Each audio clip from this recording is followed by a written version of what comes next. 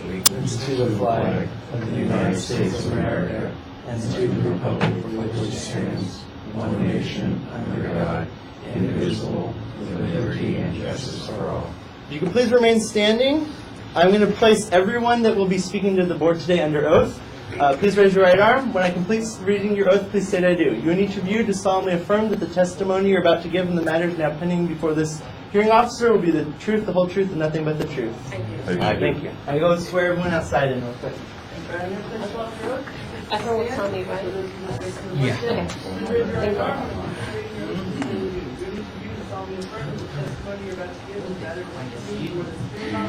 Okay. Thank you.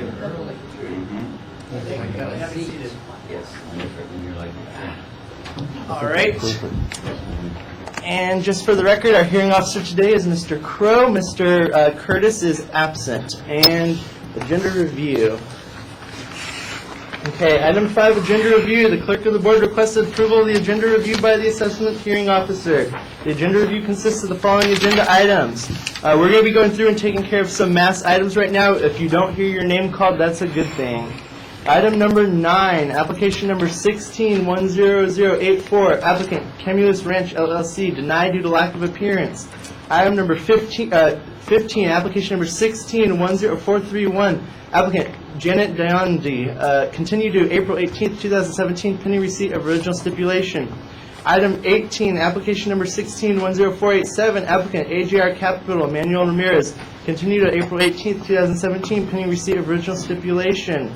Item number 19, application number 16-10521, applicant Willis Pipkins Jr., denied due to lack of appearance. Item number 20, application number 16-10529, applicant Ann Brown, denied due to lack of appearance.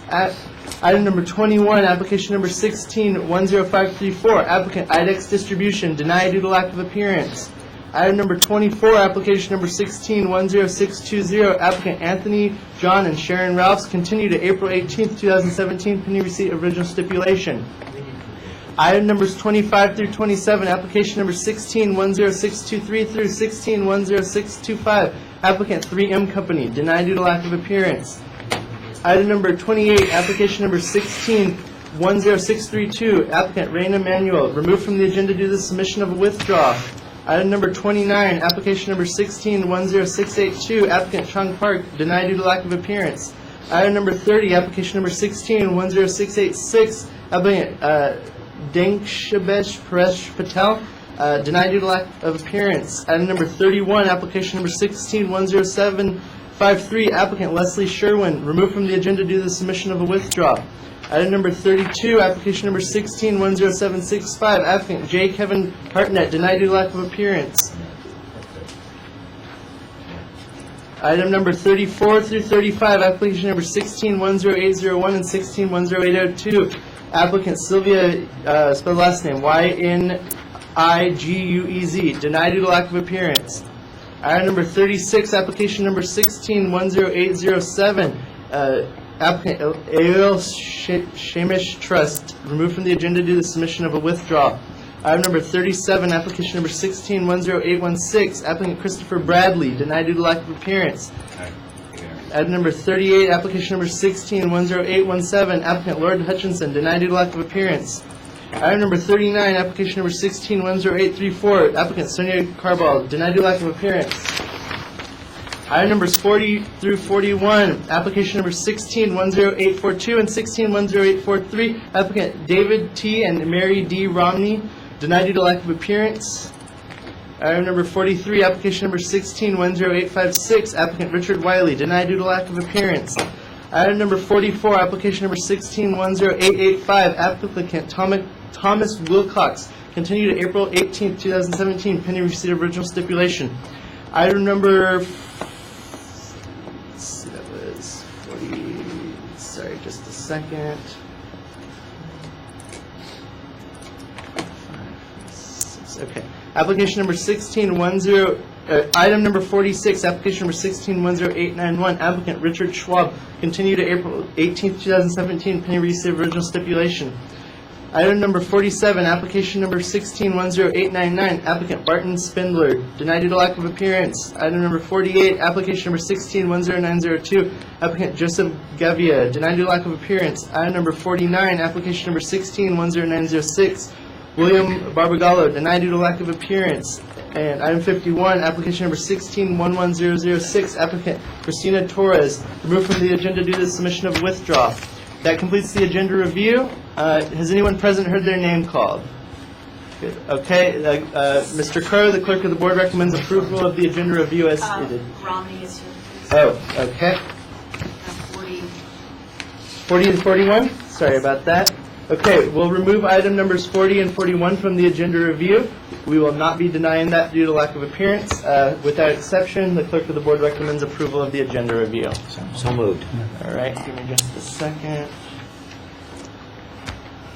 Okay.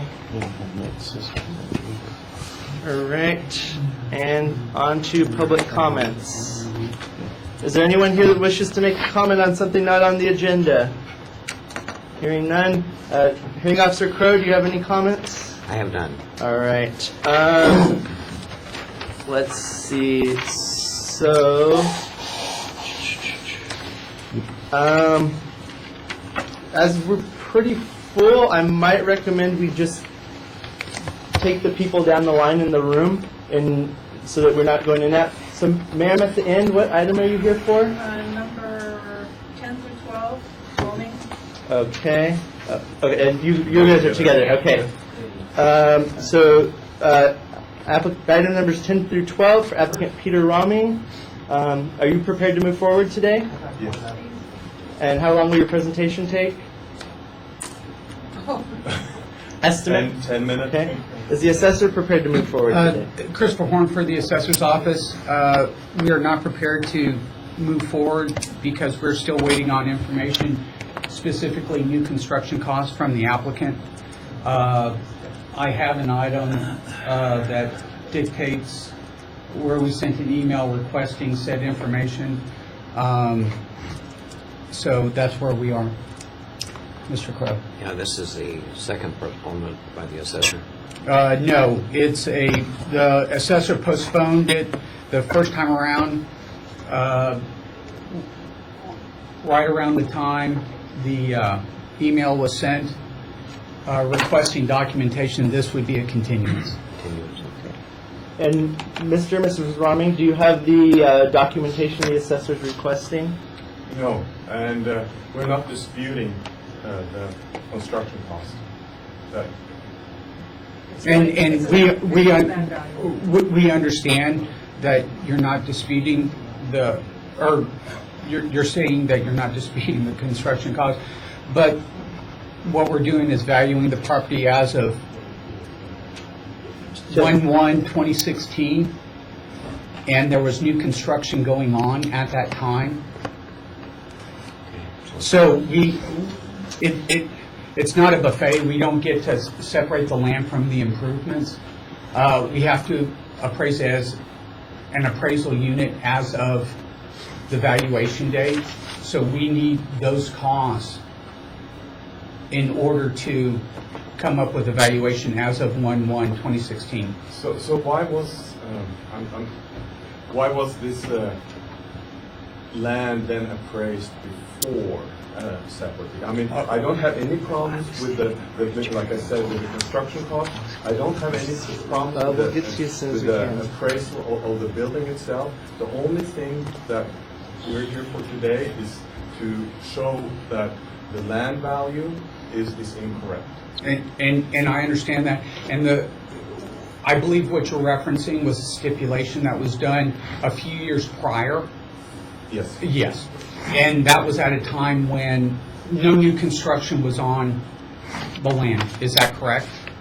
It was, yes, that's correct. That is correct. So the dynamics of the property have changed.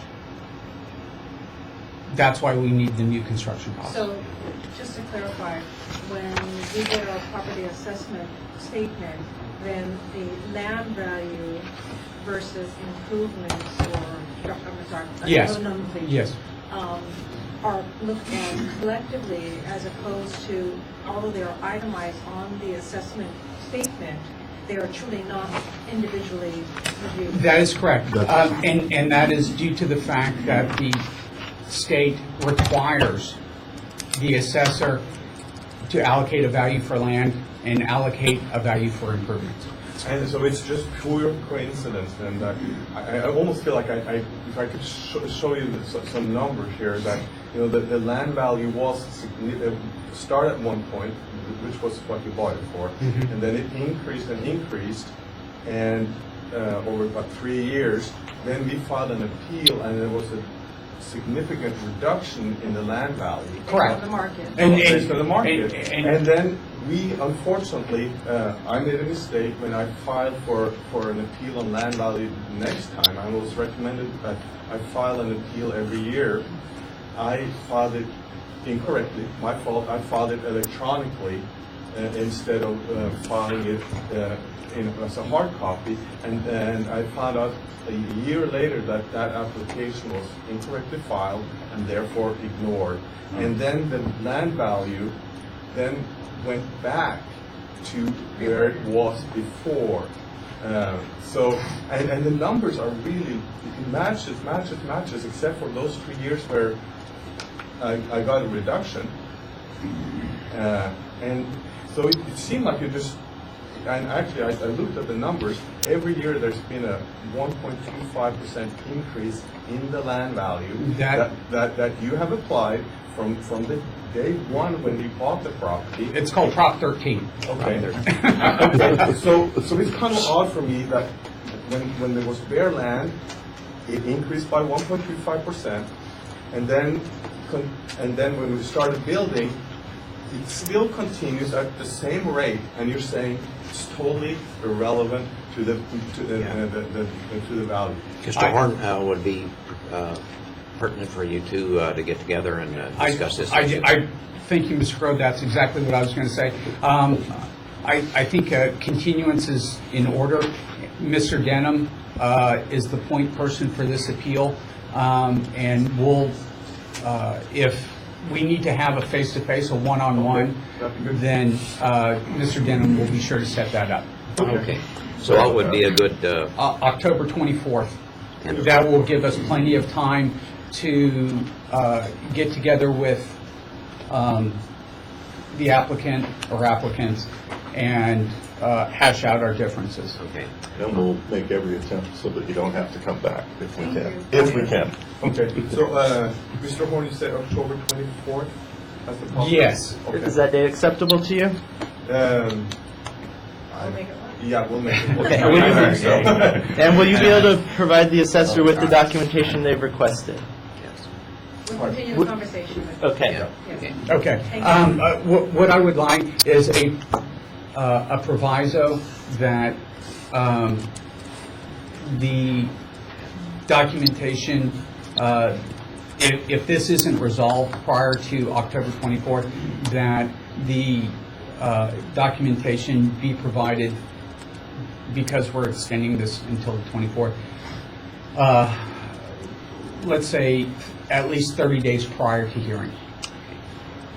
Because that, I don't want to have them have to put together construction costs for a brand new, okay, never mind, I take that back. I have. Are those new, are those new? No, it does not Okay. include construction. Well, It then- it includes the land value. Okay, then let's Which have is the not a problem. proviso, Okay. because if it comes down to it, we may need the new construction costs. Okay. Is that acceptable, that you will be able to provide that information to the assessor? Yeah, we'll get to I would say I'd be happy to provide the land value information. Construction costs, I'm sorry, I fail to see the relevance, and I feel like I could show you that. I understand exactly your viewpoint, I really do, because we deal with this all the time, and the segregation between land and improvements. But the fact is, as of 1/1/2016, you had new construction going on. And I don't know if possibly the the new construction costs were, that we applied may have been, let's say, less than what you actually paid to construct the house and all the improvements, and maybe you're worried that a raise might be in order. And from what I understand also, we're talking about fair market value. Correct. So what construction cost is, I also, because of that, failed to see the Fantastic. relevance. I think that's another point that we'll be able to show within our discussions as well. So let's move this case on and So the request is to continue to October 24th with a proviso that the data requested by the assessor be provided at least 30 days before the hearing. so move. All right. You're all set. You can either stay here, you can go ahead and leave. Thank you very much. Thank you. And then, ma'am, what was, 42. okay. This is a quick one. So 42 is next. Application number 16-10854. Brenda, I think you missed this gentleman here. Yeah, she's rescheduling, so she'll be gone in Okay. a minute or two. Yeah. So, okay. So you're requesting a rescheduling, is that correct? That's correct. And assessor okay with the rescheduling? Assessor has no objections, October 24th. In fact, for anything today, that's what we're going for because of the 18th We have relatively nothing scheduled for the 18th, and when October comes around, we're going to be scheduling all the 2017 applications. I beg to So- differ. for residential, he's heavy. Okay. The clerk wants as few things to October as possible, because we're Okay. going to be doing that mostly for 2017 applications. Okay. So, but if the assessor is requesting October, if the applicant's okay with October. And for everyone in the room, please, just because it's October doesn't mean it's not going to get resolved prior to. You may not end up back in this room. What it does is it's the safe factor, so everybody hopefully doesn't have to have a long line as well, much like today. So it's also a convenience factor. Ma'am, are you okay with October 24th? She has. All right. I'm going to say What kind of property do you have, ma'am? residence. me. Okay. Okay. It's this gentleman. Does the assessor need anything other than the continuance? Is this owner occupied? If you have any comparables, talk to this gentleman and share any information. All right? All right, Mr. Crowe, the request is to continue to October 24th, 2017. All Remind me this has happened today, because All I right. have forgotten you. Okay. right. And sorry, sir, what was your name? Okay, whoever you want. Number 22, Robert Long. Two. Okay. And are you ready to move forward today, Mr. Moore? Yes. All right, assessor, you ready? Assessor's ready to move forward. All right, we'll get back to the ones that are going to have hearing once we go through the remainder of the agenda. And let's see, I know I had a... All right, let's jump to the first item we had, number 8, application number 15-10470, ABC, the audiovisual company. And we have lots of reschedules. I'm trying to get it kind of back in order. We're just kind of all over the place. Yeah. And we don't need anything from you at this point, Mr. Olson. Can you state your name for the record? Wayne Olson. And are you prepared to move forward today with your hearing? I am, but I was told there's still missing something that I didn't see, so I can move forward with any information. Yes, the assessor contacted the individual after the reconsideration hearing. Mr. Escora gave him his card and requested documentation. Today, we haven't received anything. If we could get the information 30 days from I'll ask today. you to get it today. Okay, fantastic. That'd be great. Perfect. So just proviso 30 days from today data. Okay. It seems to be, I mean, if you look at the year following, you can see that the rate was reduced again. One quick question, though, I don't know if it's for you guys because they can't answer it downstairs. this is a lot of money that 2-3 years have gone to lane because of obviously my ignorance, trying to figure it all out. Now that I have some concrete numbers, or at least I'm hoping that year will be reduced, how do I pay this when I can't pay a lump sum of all of it together? I believe that's a tax collector question. Nope. And I I don't know.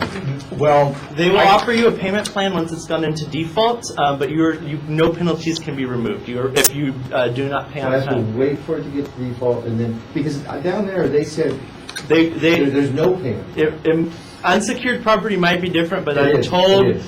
that most of the time when it's gone into default, they'll offer a payment plan. They with said no. regards to, What I'm trying to figure out, what's the end game? If they say no, and I can't pay it, we'll get some pizza, you guys all come down and pick what you want, you know? We ain't coming. I'm not laughing at your situation, I'm No, laughing I- at the way you phrased right. it. Because I don't understand. Because we're just dealing with the value. Right. How... And it's electronic, so the value goes down, it's less than it was when I walked in. No, I understand. Hopefully, hopefully what we can do is, in talking to you and looking at your data, hopefully some of those issues will get resolved and we'll be able to move from there. Okay. I mean, At this point, I can't speak with any authority on their procedures. the suggestion they had downstairs, and the only thing that they said I could do was get a personal loan and pay them off. And that, it's kind of hard when you have tax liens. Yeah, Get a yeah, personal loan. it's when the person asking you for the money has put a lien against you. Right. And they're telling you to get a loan, Yeah. but you can't because their lien is against you. Yeah, So it seems kind of- seems like a vicious cycle. Right. And you put a bill in front of me, I will pay it, so, you know, I'd love to figure that out. But Okay. I guess I'll follow up with Yeah. Thank you. Hold on, hold on. Okay, so is it the assessor's request for continuance?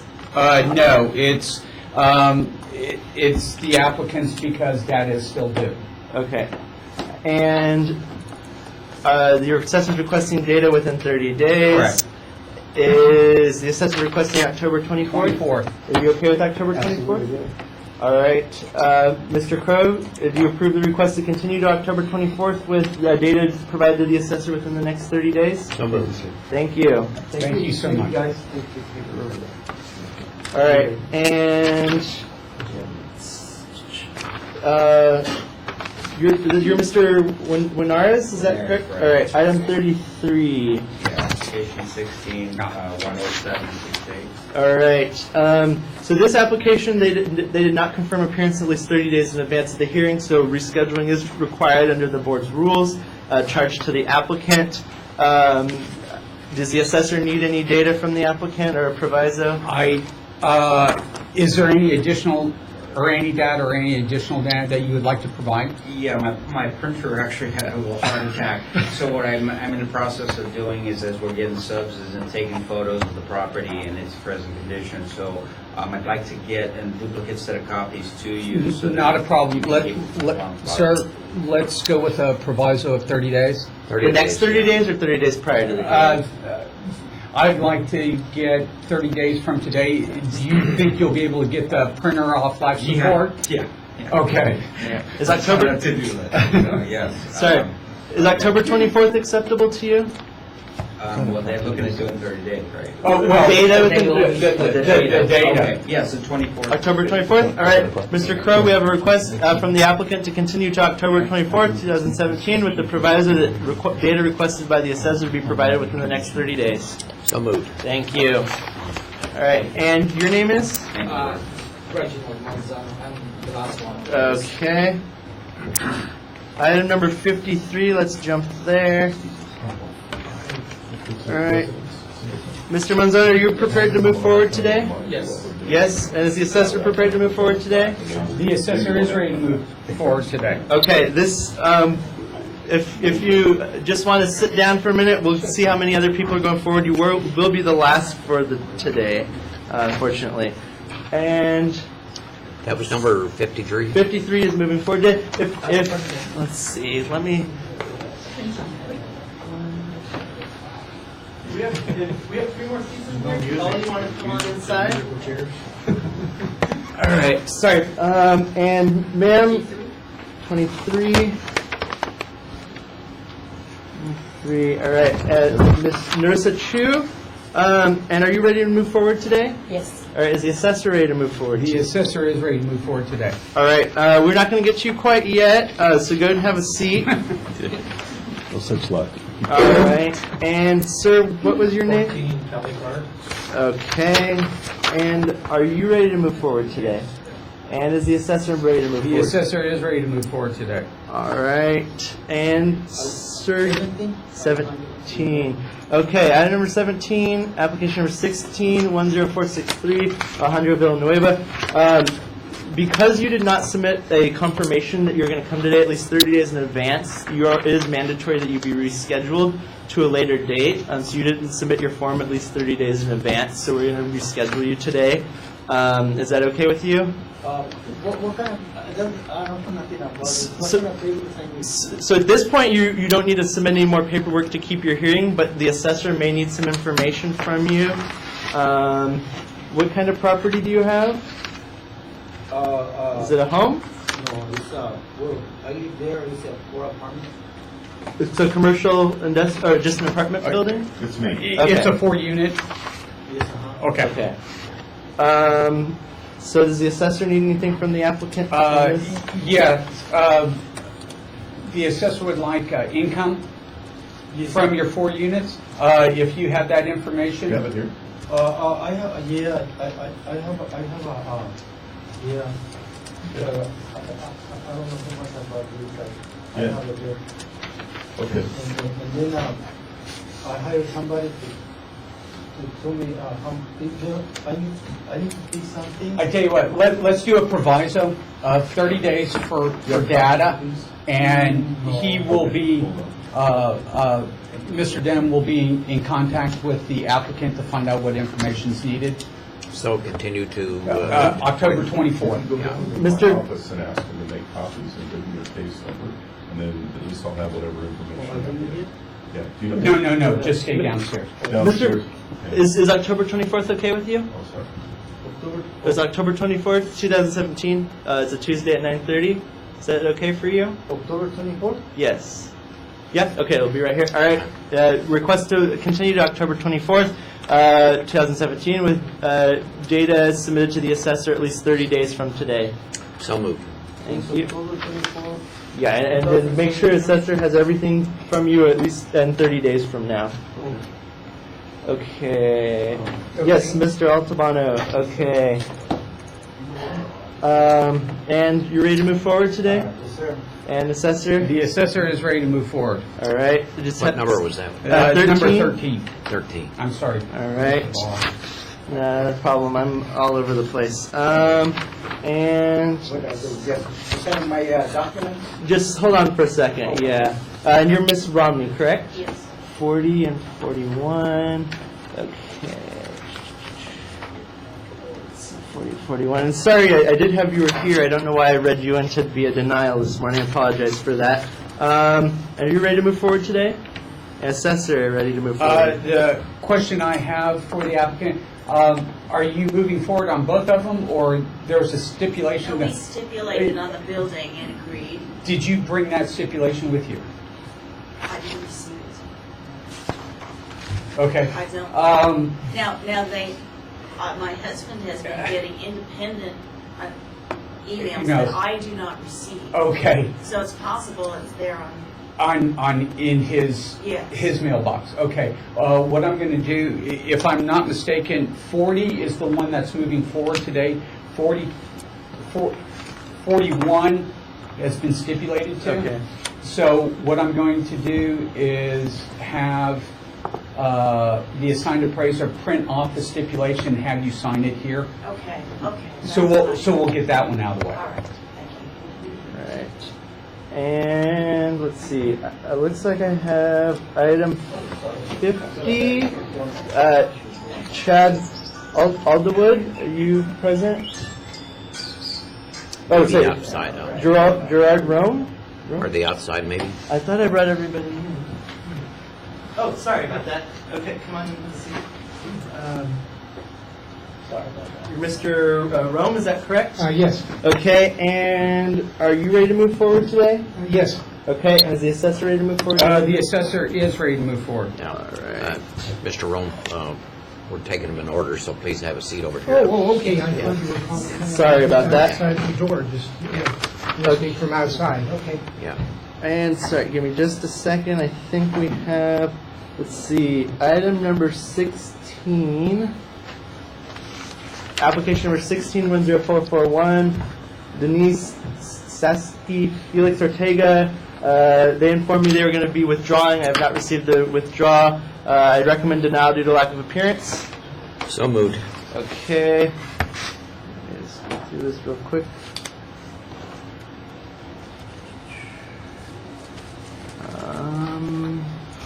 52, it looks like we still have pending. Is that right?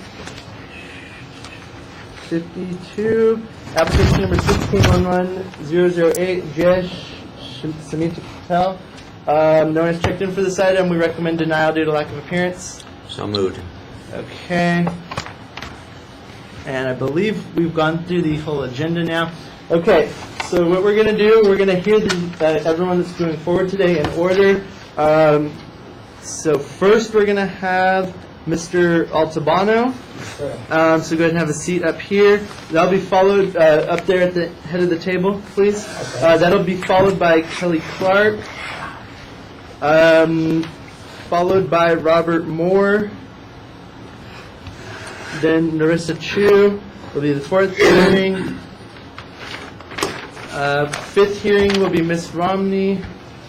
Romney? Yeah. Romney. And sixth hearing will be Mr. Rome. And seventh hearing and last hearing will be Mr. Manzano. Did I address everybody's cases? These typically go pretty quick, but if you're not forced to sit here while you wait for the others, if you want to go walk around, if yours is several down the line, and you can check in a bit if you want. But you're more than welcome to sit here if you want. So, with that, we're at item number 13. Yes. And this is application number 16-10245 for Manuel Altabano. Let me just, I don't think I, give me just a moment, please. I only have 2 copies because we said 2 copies. 3 copies. You have 3 copies? No, I have 2. I think you said 2. Someone told me 2. Okay, we'll work that out. So this is a owner. You live in the property? Yes, sir. So this is an owner-occupied single-family residence located at 5112 Downwind Way in Oxnard, California. This is a 2016, January 1st, 2016 decline in value appeal. Okay. And so assessor would present first in this case? Yeah. Yes, this is a decline in value burden of proof rests with the assessor as it's an owner-occupied SFR. There. Oh, there you go. And Is this what you're going to present? Yes, sir. This is everything? Yeah, I'm going to make some more, I'll make copies. Okay, great. Thank you. yes. Okay. I have a...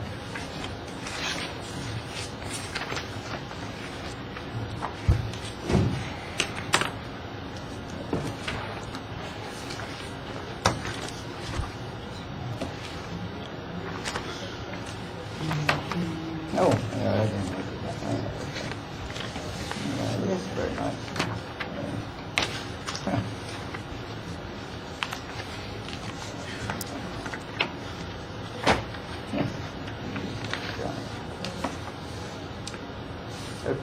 I don't know, That'd be my Mr. car. Contis needs to be Oh, present, okay. so maybe go ahead with your presentation. Maybe, I'm Yeah, I think he does. yeah, probably. needs to be out. Yeah, he does. Okay. He's got a- well.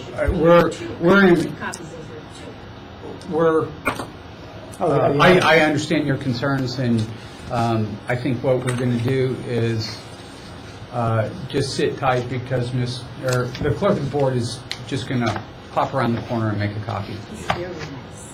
Yes, he is. On the expense, He is. on the expense of other people. He is He is extremely, He runs this show, so we have to do what he wants, basically. Didn't know that. Yeah, we are not in charge of this hearing at all. You gotta make the He's big not bucks. connected to us, he is not connected to us at all. Yeah, somebody called me only 2. He said, oh, you need 2 copies. You know, color ink are You expensive. didn't You know. read your notice. You didn't read your letter. so. Your letter sent to your house indicating 3 copies. It does? Oh, That's- I'll show you. Oh, let me see Mr. it. Crowe, on the side. But they told me. You asked me. Yeah, letters. holiday I'm not function. sure The proof that will you need. come. Oh, okay, yeah. Well, I have 3 copies. I got the Move up the original. I'll chain. go in there. And the I got a answer is PDF of it. I thought it would be. I'm not I here. actually got 3, you know, the original. It's, Yeah, are they going okay. outside council again? Yes. Okay, there we go. That's okay, I just make a copy of my PDF. I could not find a PDF copy, so I had but now I lost it. There's really no Mr. fault on you. There's really no Mr. fault Crowe, on you. if, There's really no fault on you. It's the organizer of the meeting. that's- No, they called me on the If you phone. don't have A woman objections- called me, said, oh, I need 2 copies. never mind. See, I say that in Sorry, holy walks. yeah, somebody called me, and a woman called me, that's why I was, oh, that's Okay. nice. Save me some trouble here. All right, so, Yes, sir. You can hold your presentation till we... Oh, okay. Yeah, as the assessor finishes. All right, go ahead, you're doing the. Yeah. You're doing me. This Yeah. is a decline in value for 1116. The Prop 13 or Oh, it's factorization, 5512. I'm sorry, Did you say 5516? no. Oh, The I'm date is oh, I'm sorry. 1116. I don't- I I'm don't- sorry. I speak fast sometimes, so I apologize. The Prop 13 value is $366,282. The assessor's office lowered that to $350, which on the market value was a little lower than the Prop 13 value. The applicant at the time of the application feels his proposition is $297,000. If you'll turn to this first page, and that's right here for you, Okay. has pictures of the comps. The subject property, and we examined it last year, does have some condition issues, and we tried to accommodate that under a condition adjustment. The reason there's a little different values has to do with size of homes, but also comp number 1 is very similar. It wasn't exactly perfect itself. So the different condition dollars reflects what we were able to obtain from both buyers of those properties and the MLS. Comp 1 and 3 are from the subject neighborhood. Comp 1 specifically is a model match. It sold for $380,000. It adjusts down to $359,000, which is, we rounded that down to $350,000. The 2 other comps are, Comp 3 is also from the subject neighborhood, and Comp 3 is from outside the neighborhood. The subject neighborhood's relatively small, so to find 2 comps really within any length of time is sometimes difficult. If you turn to the next page, you will see on the map where the comps are located. This property is, of course, in South Oxnard. It's below Pleasant Valley Boulevard. Perkins is sort of a semi-main street that sides it, but you kind of can see the whole reddish tile roof in our picture. That's the subject complex. And 2 of our comps, as we say, are there. I would show that our, both in sales price and adjusted values, we are, mostly above the $350,000. The sale prices are $380,000, $375,000, and $435,000, and that's reflective of homes that don't have the condition issue of the subject. That's why we're below the sale prices. We're not bracketed by them because we did account for condition issues. And so by the data, and I believe adequately accounting for his condition issues, we believe that $350,000 is a reasonable value as of 1116. Thank you. Okay. Do you have any questions of the assessor's presentation? No. It seems reasonable. Those going there, I don't remember those houses, but they look at how clean their houses are. Yeah. You know, yeah, he did a good job. And the only problem was my property during the big storm, you know, it started leaking again. I just had a major leak on the other side fixed. Now it's leaking in the garage, which, you can see. Was it a roofing condition? Well, a couple things I would comment, if you're allowing me to. This is as of 1/1/16, so Yeah. this current storm is not Yeah. relevant to this hearing. Exactly. Yeah, You know? yeah, and, I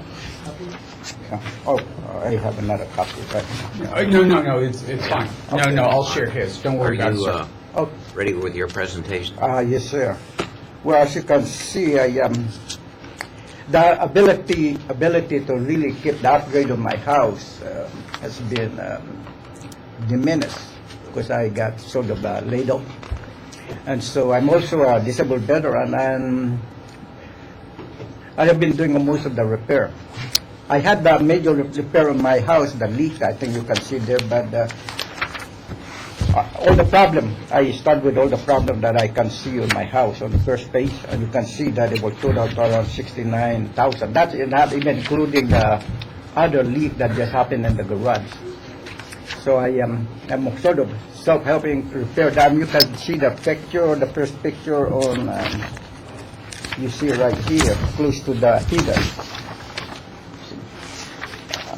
I think I got a leak fixed because climb up there, I did myself. You know, it's kind of hard to get this repair roof going. They don't really fix it over, so I repaired that myself. But now the paint job is in the garage, still there.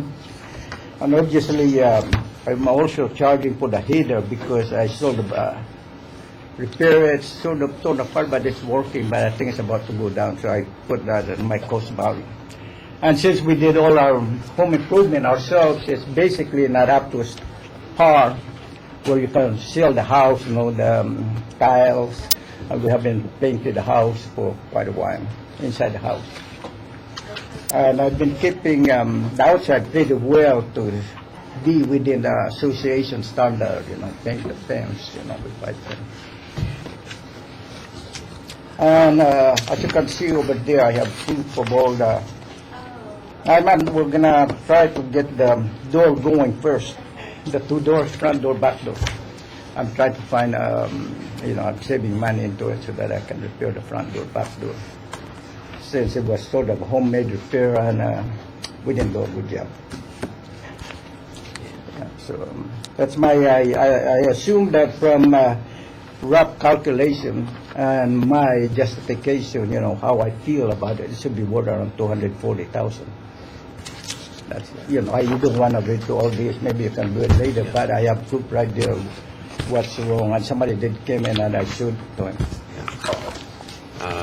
You realize, of course, that we're talking about January 2016, so the Most of late this rain prob- late rain damage does not consideration in this hearing. That would only be the garage itself and, you know, the heater down there which is start leaking. But all of this problem basically are still there. Your one picture there, the water heat, I guess, is showing January 2017. Yes, At sir. the garage. Yeah. But this other one, this one is still there. We're going to do that next. I've been trying to clean that up. Of course, the microwave went out, so I had to buy a new microwave. That took about putting the thing. It got a weird, Mr. Horn, do you have any flat questions? blade in there. Yes, I do. Yeah, okay. Well, go ahead, Mr. Denham. Do you have any comparable sales showing houses are currently selling at $240,000 in your neighborhood? No, but I think it's more than that because I can't possibly do a comparable when the repair itself, which on the houses, I cannot sell it even for $240,000. I see. Have you attempted to sell the home on the market? No, because at my age, which is around 70, we were hoping to do a homemade repair and just give it to the kids in case of a problem, Gotcha. basically. Did you, when you purchased the house in 1990, do you remember what you bought it for? 245? $240,400. So you Yeah. think your house right now is worth the same as it was in 1990, is that correct? Yes, sir. Okay.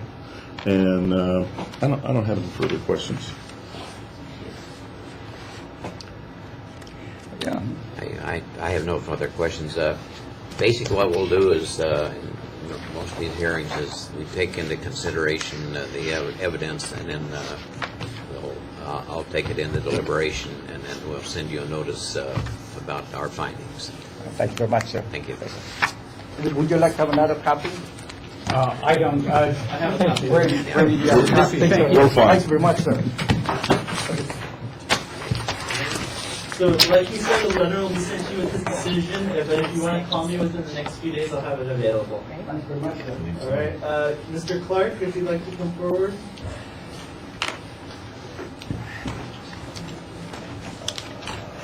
All right, this is item number 14, application number 16-10350, Willie B. Clark and Aline Shaw.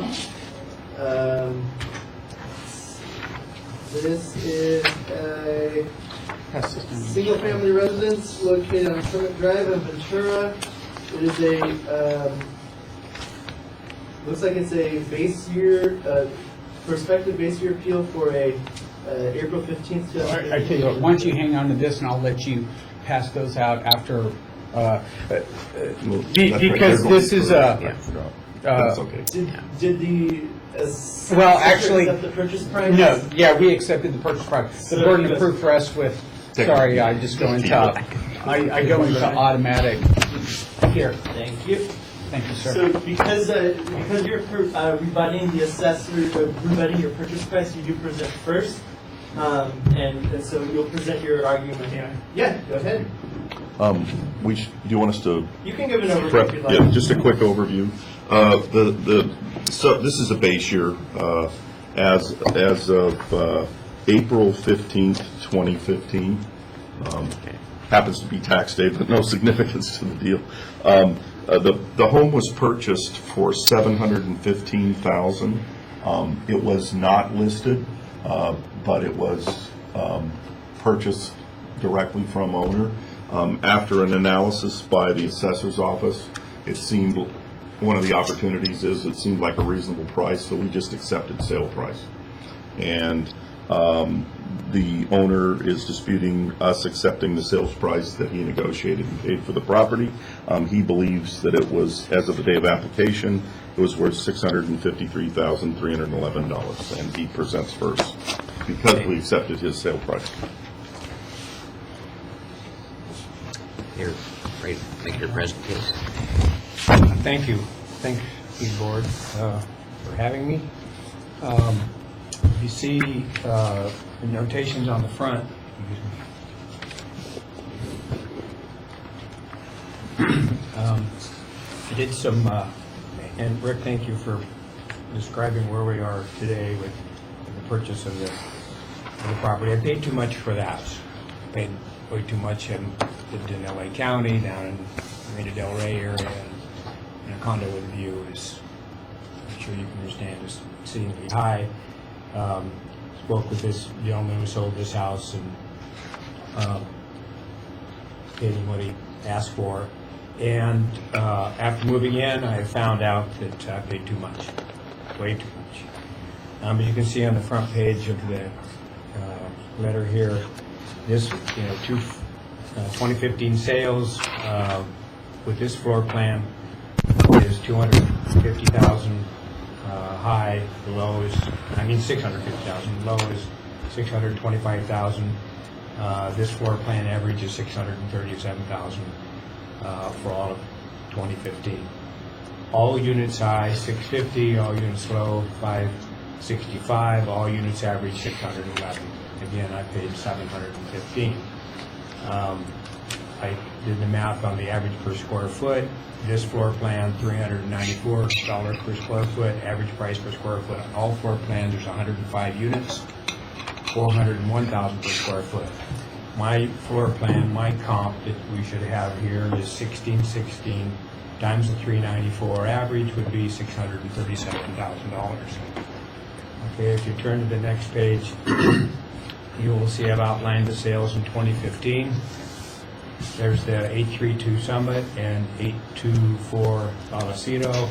The high was 650, the low was 625. I was instructed to bring comparables that sold within 90 days of my sale. Those are the two comparables. You see, I've highlighted all the units that sold for my floor plan's 616 square feet. The highest sold this couple months ago in December at 675. And the reason that one sold is some of the units in the complex that are 1616 have a garage and a half. The garage is extended an extra, 15 feet. I have a picture and I can share with you. My unit, just to stay on this page for a minute, I've highlighted all of the square footage for 1616 through 2011, 2012, 2013, 2014, 2015, and up into 2016. You see there's been no sale greater than 675,000. Let me talk a minute about the high sale, which is 876 Vallecito.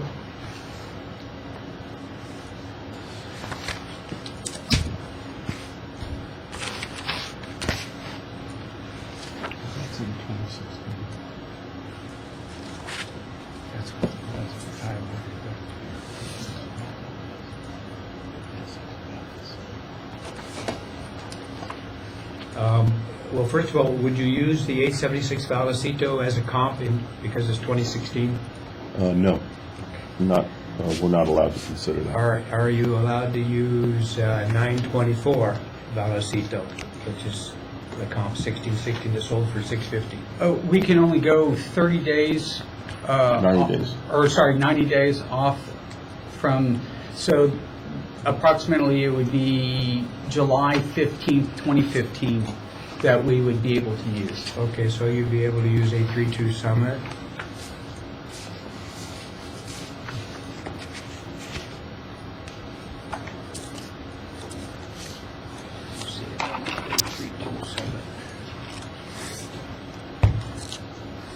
What was the address, sir? I'm No. trying to find 832 Summit here. 832 Summit. Okay, here is 832 Summit. Dr. Okay. Pearl's home, it sold within a few days of mine. Also, it sold April 8th, 2015, is the exact same floor plan. Dr. Pearl is my neighbor on Summit Drive. You can see the comp here, it sold for, and you have it assessed at 627. And it has interior shots as well. So, Do you have 3 copies of that? Actually, Is it in the presentation? it's in the presentation. Okay. I'm giving it back to you because we do have it. Okay. okay. And you can see new kitchens, new bathrooms, and then you can see the condition of the purchase price. Now, let me add some information, if I may. This one out. 824, or Summit Drive, is kind of the bastard street of the association, if I may use that language. I can. That's okay. The Seaview Hills complex has 105 units. They all are on private streets. There are no through streets, with the exception of Summit Drive. When the builder built the properties, he went bankrupt. He started at the top of the hill, built them very nicely with sunroofs, extended garages. As he came down the hill, he started eliminating windows, sunroofs, and he built 3 buildings on Summit Drive. Summit Drive is of lower value to the market because it is on the entry street to Grant Park. It's a public street, very busy, particularly after school lets out, high school kids. It's kind of a racetrack, and on the weekends, the tourists. It is one of the streets that I've learned after I paid too much for this property that I shouldn't have purchased a home on. I have no the houses on Summit Drive have no skylights. They also do not have windows on 3 sides of the building. The only windows are on the sliding ocean view side. All the units in the 105 units have an excellent view. I do not have the extended garage. I have a picture of the extended garage if you want to see it. This is a unit that sold December 12, 2016. This is the extended garage in a 1616 floor plan. You can see it can build an extra room there. You can build a, most of them build into an office. It's a desirable floor plan because the garage isn't counted as in the assessment, as I understand it. Is that correct? That would be correct because it's not considered living area. Once it's converted and considered living area, then it would be considered part of the square footage. They sell at a premium. You see that premium went up to $675. In Summit Drive is the furthest from the clubhouse. It's outside the complex on a public street, last to be built. And so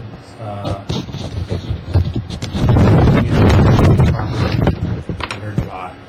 Rick, I want to thank you for coming out. I appreciate you coming out and seeing the place.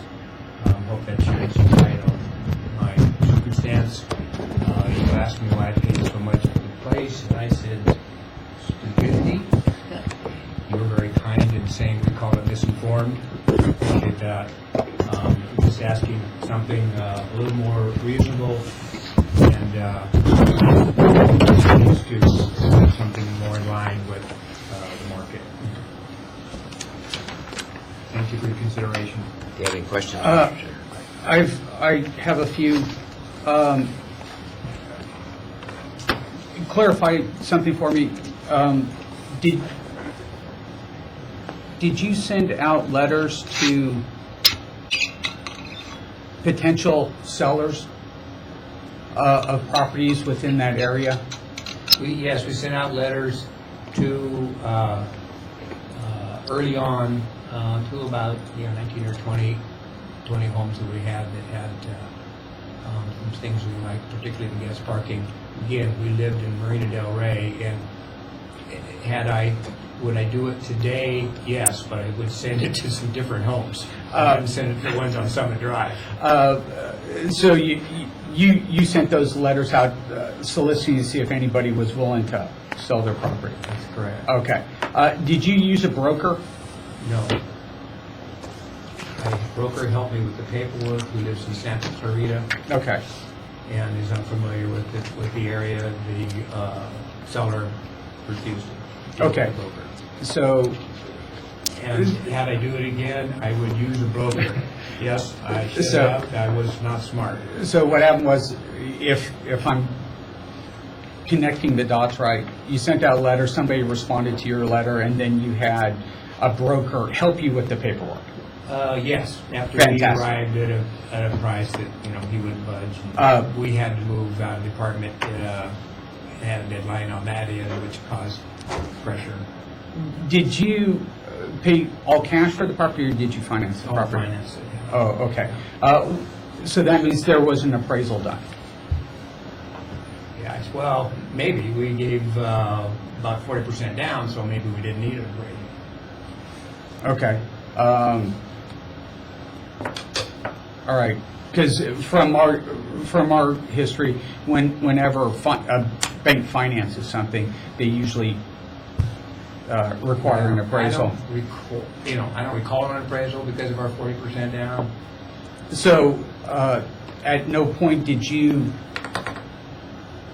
initiate an appraisal on your own, whether it was bank sanctioned or? Okay. All right. And again, you understand my Yes. knowledge by experience here. And I do it over again. The biggest thing for me is living on the street and not having some of the amenities that the other comps have.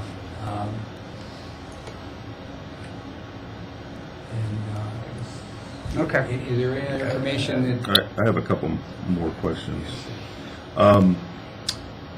obviously there were properties for sale. You must have looked at it pretty extensively. You spoke of a Dr. Pearl that purchased at the same time you did. Yes.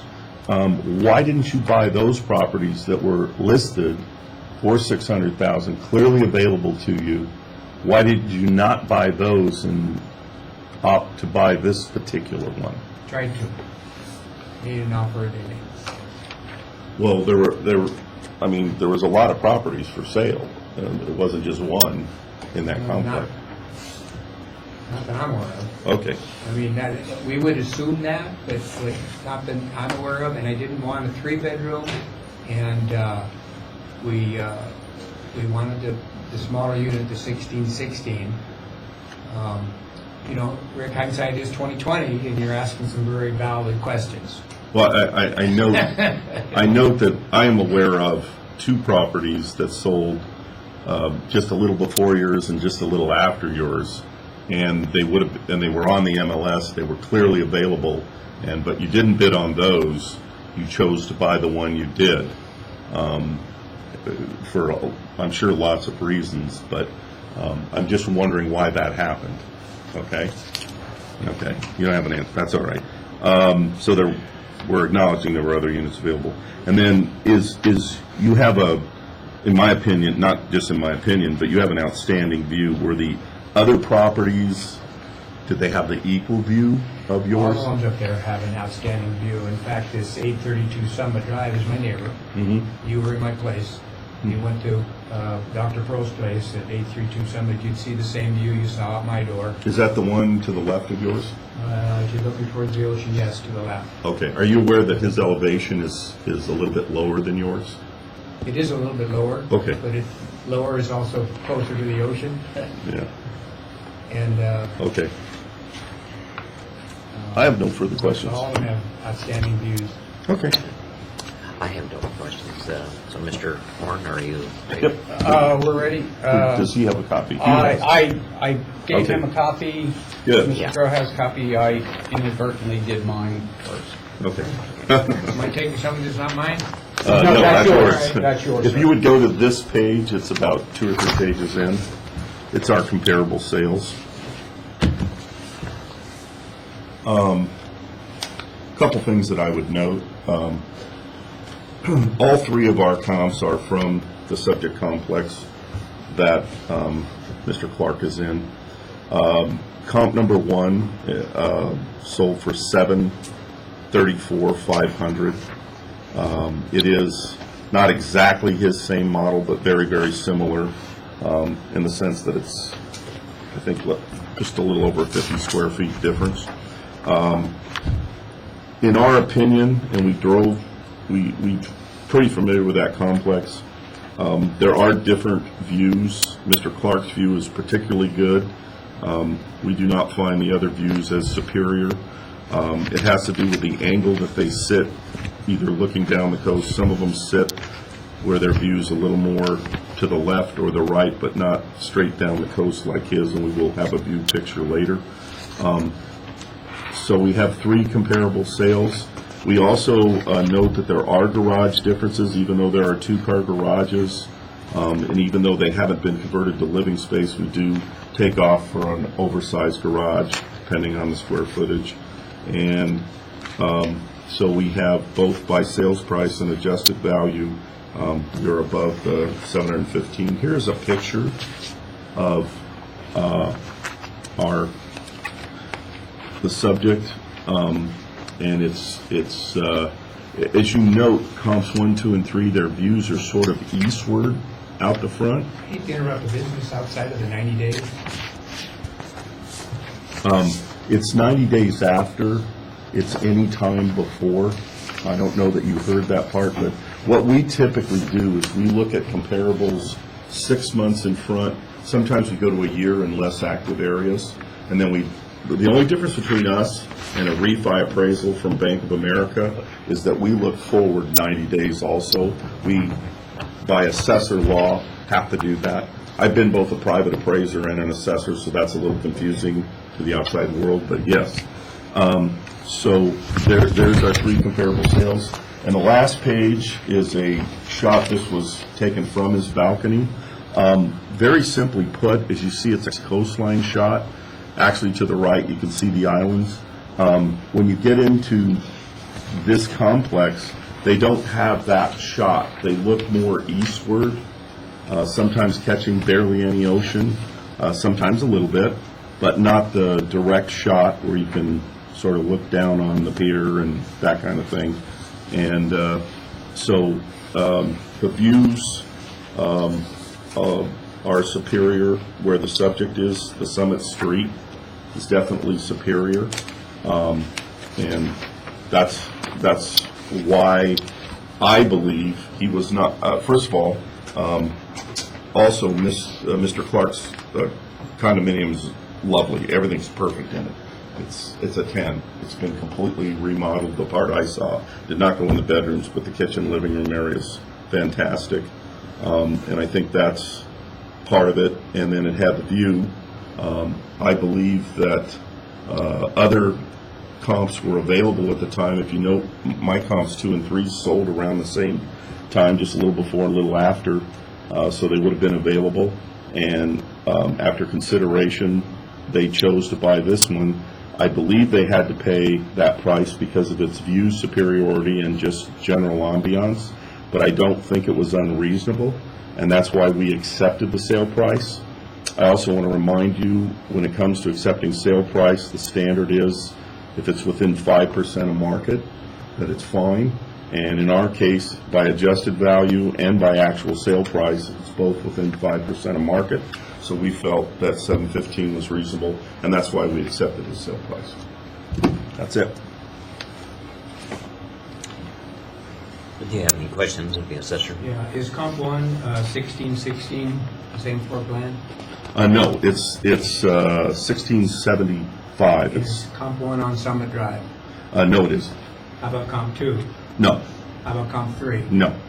So when comparing, each a little bit outside the comparisons I've given you. 1616 is not Do you have a question? a real desirable floor plan. I'm making comments, if that's okay. And they're not on Summit Drive. Summit Drive, there is greater value to the condos that are in the center of the complex on the private streets. So it's your opinion that a view eastward, not catching any ocean, is superior to your ocean view? Is that what you're saying? It is my opinion that my view is no less or greater than the view of all the condos on the hill. They all have wonderful views of the ocean. In fact, the builder started at the top and worked his way down, because the top, as you go up towards Vallecito, they have, lovely views. Anybody that drives up there. I think what's really important is the fact that living on these private streets up there is desirable. Again, I am saying this because I've learned after I moved in. I got to get in my car and drive on a public street down to Colorama, up Colorama, and into the complex to go to the pool. So I'm not saying it's a huge difference, but there is a difference that I've learned through my negligence in terms of purchasing this as I did. And I'm just asking for some consideration to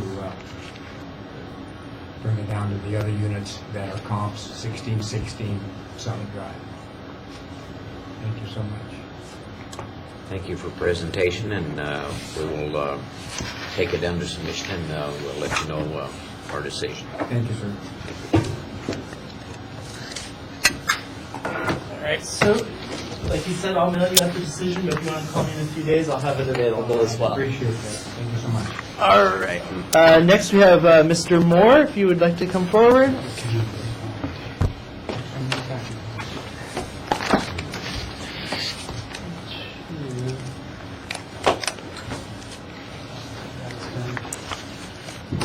Is this a single-family residence, sir? Yes. Looks like owner-occupied single-family residence. This is a supplemental construction, so it's a value of a pool and spa added. The assessor assigned $51,000 for the pool and spa added. And in this case, I'm not sure who has the burden of proof. Because the new construction is involved with an owner-occupied, single-family residence, the assessor is going to accept the burden of proof. Okay, so the assessor's going to present first. We're going first, that's all that. Yes. There you go, sir. Okay. Okay. And there you go. Whoa. And Thank you. there you go.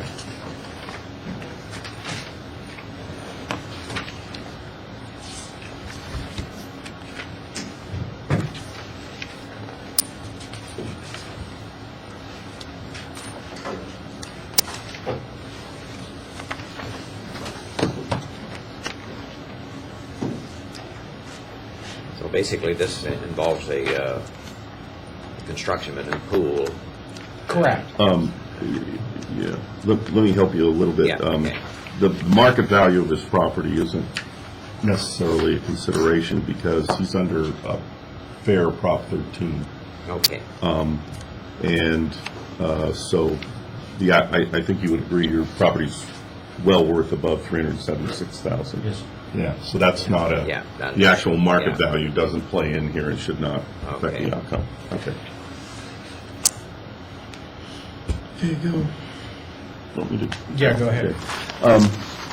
I guess I would point out, the assessor's office is required by state law to use a manual that's approved by the Board of Equalization to apply costs for new construction, so that those costs are applied similarly to all taxpayers.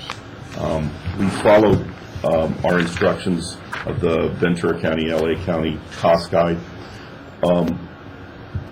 We came up with a value of $51,000, which should have reflected the costs in our county for the swimming pool.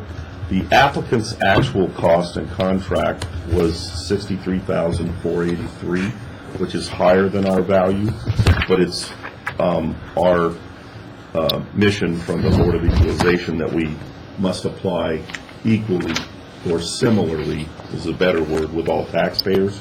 So although we can consider historical costs, which is what his actual cost is referred to, in this case, even though they were higher, we determined that the pool should only be assessed for $51,000. And so that's why we applied the $51,000.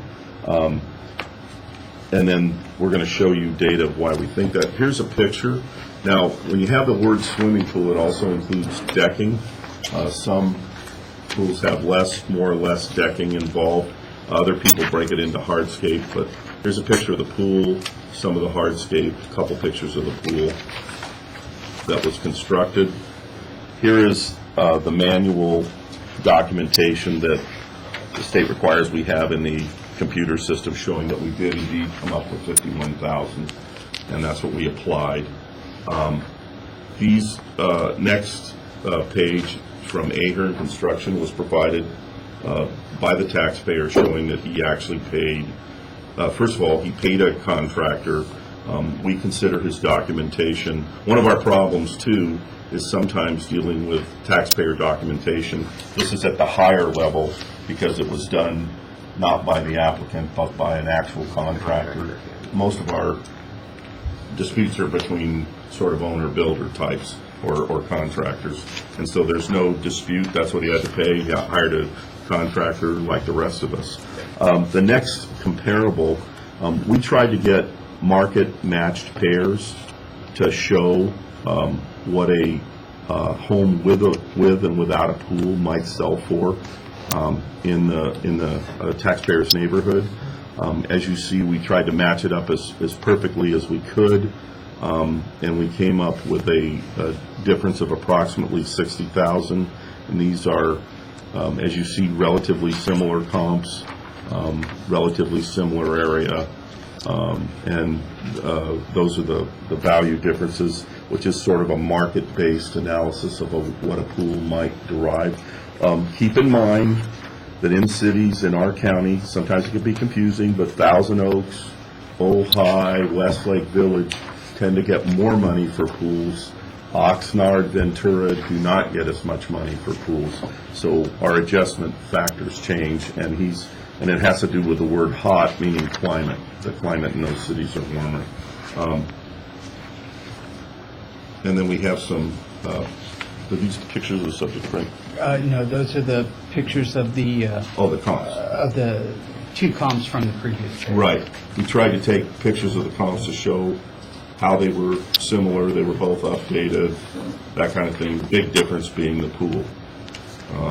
And so those are pictures of our comparable sales. We tried to show them in and out to say, hey, they're really nice homes, obviously, but the big difference being the swimming pool with one of the comps, and then this shows you where they were located and where the subject is. Okay? And it is finding good matches for things like pools is difficult because it's not just that they line up square footage. As you can see, we looked at condition to make sure, somebody didn't have a new kitchen and an old kitchen, that kind of thing. And maybe that just could concentrate on the biggest difference being the pool. And that's really the gist of our presentation. We, like I said, we came up with the $51,000. We think it's reasonable. The taxpayer had marked 0 on their application. Obviously, I'll let them explain that, but that's our presentation. Do you have any questions of the assessor's presentation? Other than the addresses for these comps that you found, or you got the addresses, is that within my tract or is within notes or recent sales? I'm sorry, did I miss? Right here? Up at the top are the sale dates, and then if you flip to here is it. if you flip a couple more pages, you will see a little bit further, and right there, there's the map. All right, thank you. Yep. Absolutely, sir. Yep. So I'm seeing these are both 1,500 square feet approximately what you were assessing it on. So that's 20. The reason those comparables were chosen was to try to eliminate any adjustments that you see on the far right-hand side to extract a pool value. So we tried to do paired sales that sold within close proximity, date-wise, or in close proximity of each other, and that had minor adjustments. The only adjustments, I believe, going down, there was a minimal amount done for a patio. So what shook out was the pool value.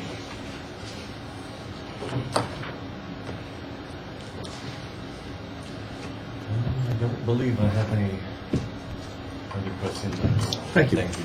So would you please go ahead with your presentation? Okay, gentlemen, thank you for the copies here. It's their copy for this. There's three. Yeah, there's 3 of us here, and That's okay. we end up sharing.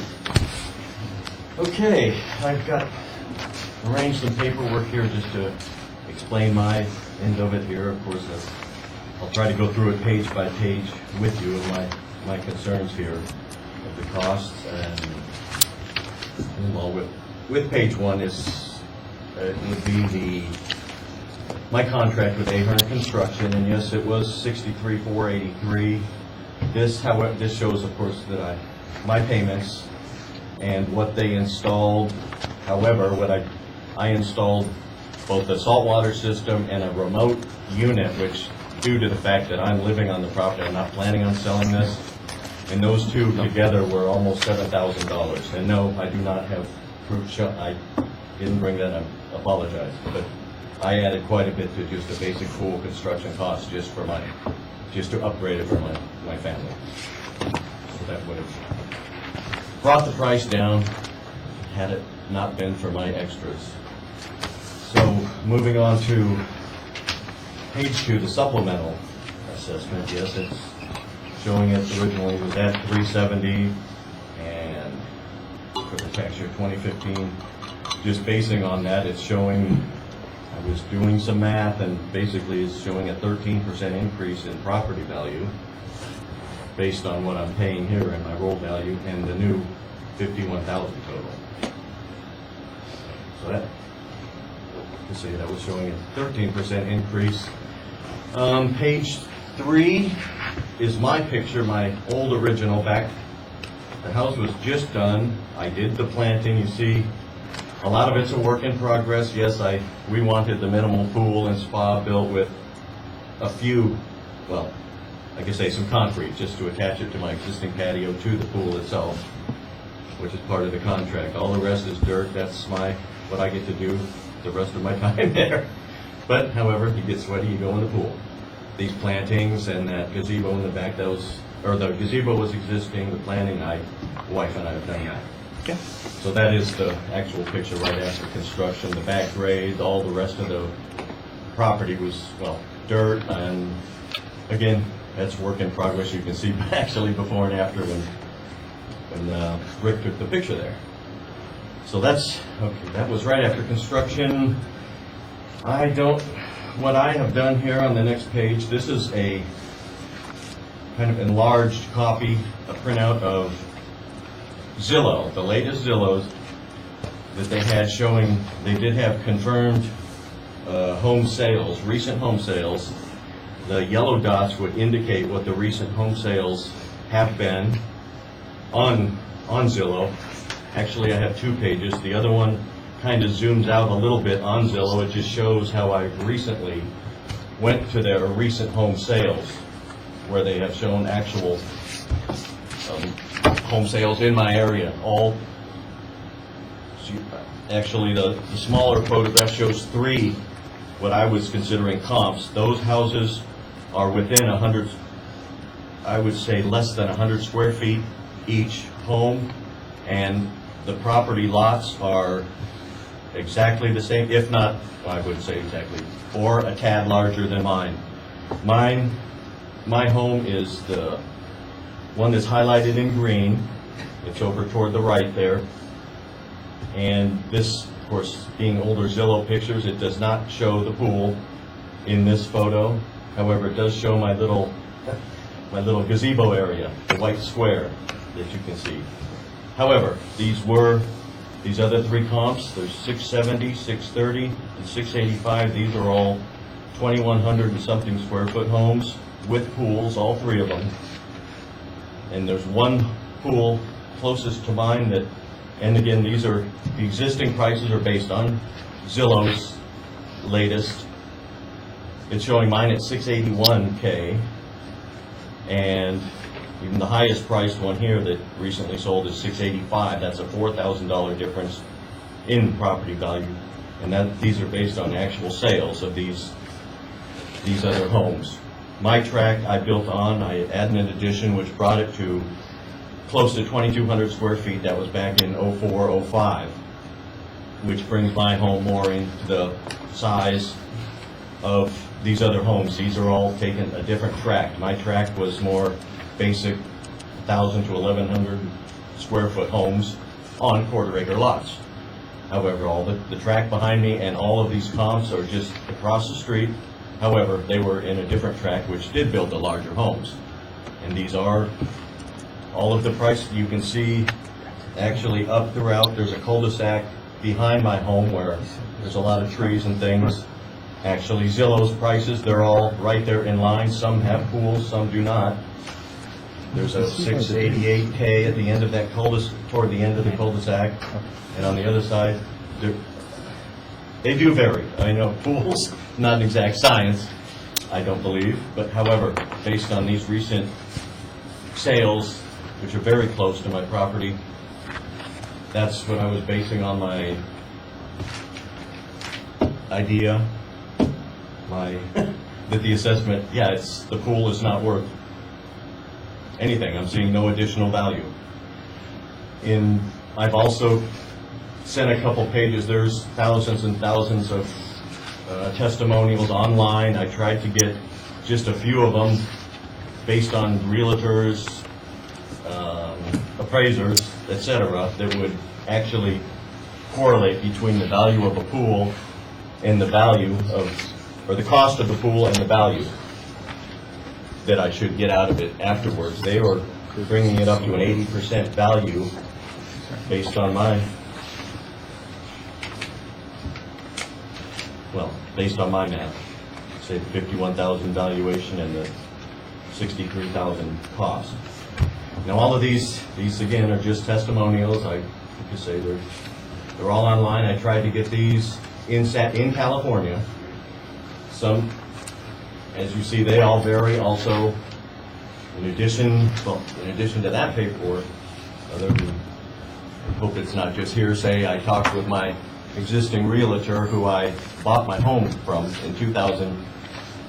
I talked to her, it was before I put the pool in. It was maybe 2 to 2.5 years prior to this.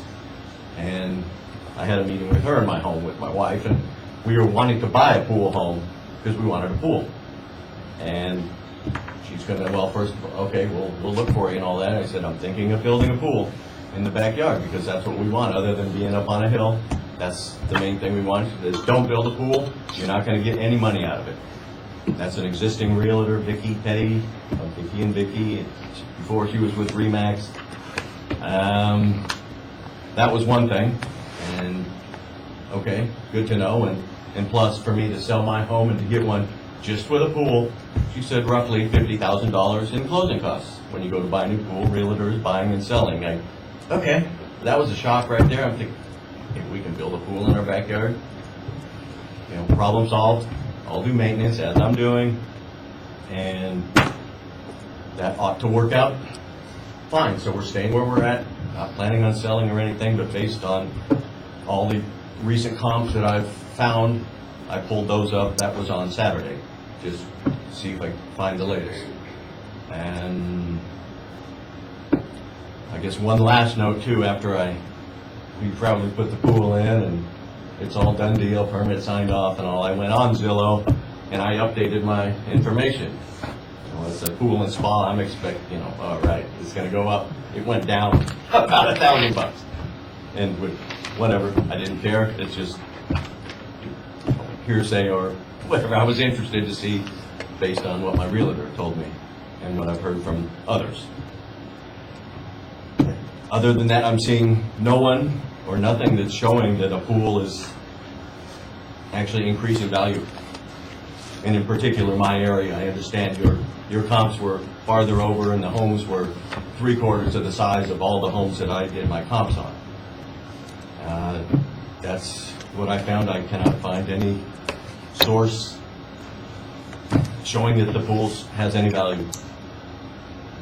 And that's I believe all I have here.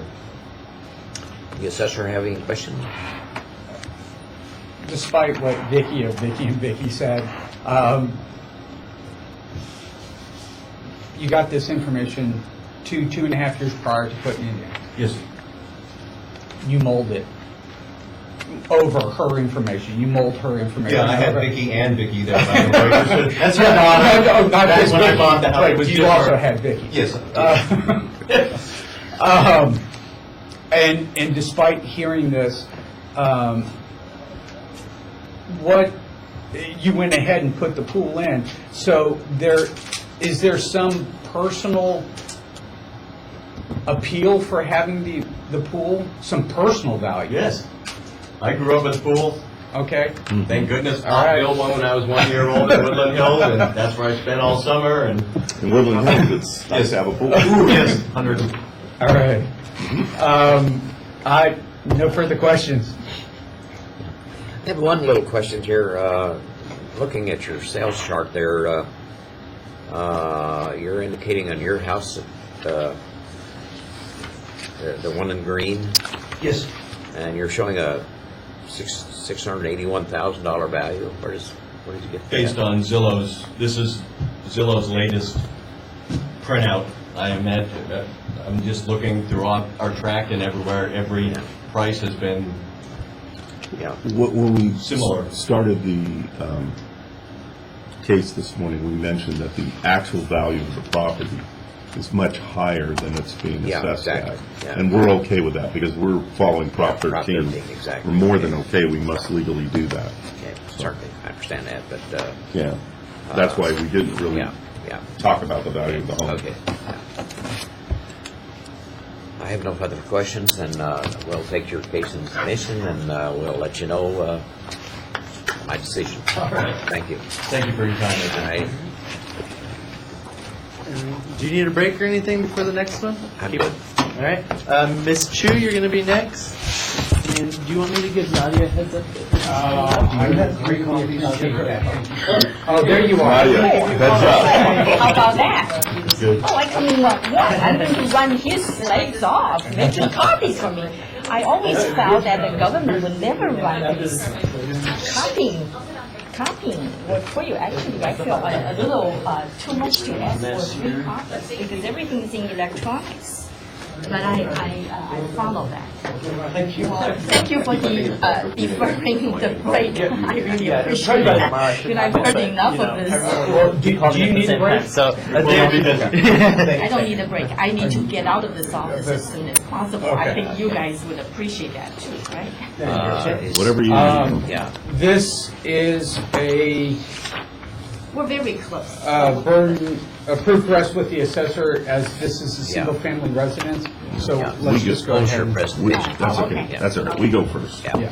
So we're going to go here, and then that's you. Okay, this is a decline in value. The factored base year or Prop 13 number is 747,700, but the roll value is 545,000. We felt the market value was below the Prop 13 value, and under California law, we must go to the lesser of 2 values.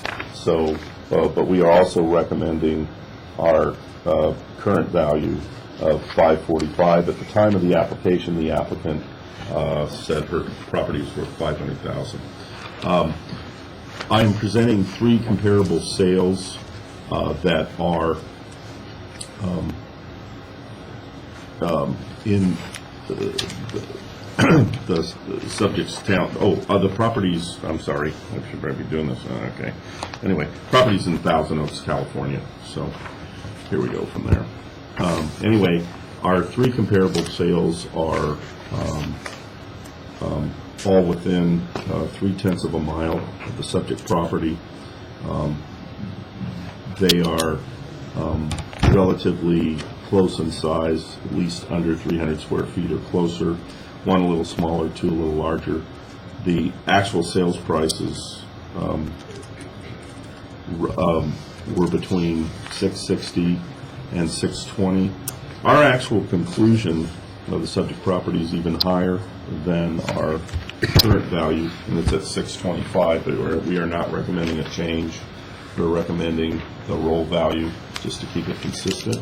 Here's our comparable sales that we were able to find a picture of them.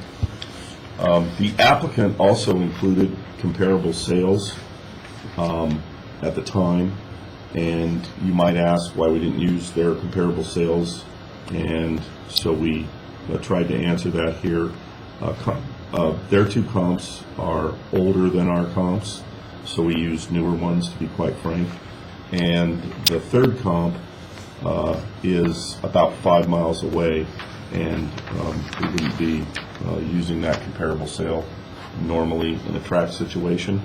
Her last 2 comps, which we did consider, and they are certainly the 6th one in a more reasonable time period. Once again, the 4th one's pretty old compared to our newer comps, but they were in poor condition, both of those comparables, and that was verified both by the MLS and by internal documents that we were provided with by the buyers of those properties.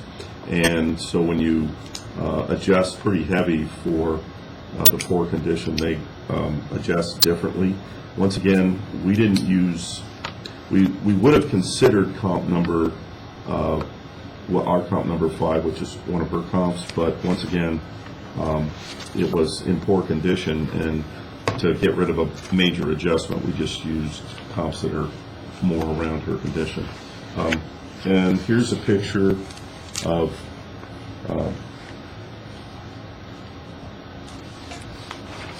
is this theirs? Yes. That's theirs. Is this ours? No, this is No, this is theirs. The back one is to show the location of comp number 3 was further away than the other comparable. Yeah, these were her comparable sales, and you can relate them in comparable to ours. where we came from. And that's, so we came up with, like I said, an actual value, market value is probably higher than what we have it at, but we're comfortable with the 545, and that's our presentation. You have any questions of the assessor? Yeah, you know, you have quite a lot of data. I just see that today, so I don't know whether I can absorb them all. But could you clarify, you actually used only one of the house sales I quoted, or two? I think number two, no, not number two. You circled number two, number one. No, and we- you dismissed number three because it's too far away. These are our comparable sales, ma'am. This one, right? No, go back another page. Those are our comparable Oh. sales. Yes. Okay.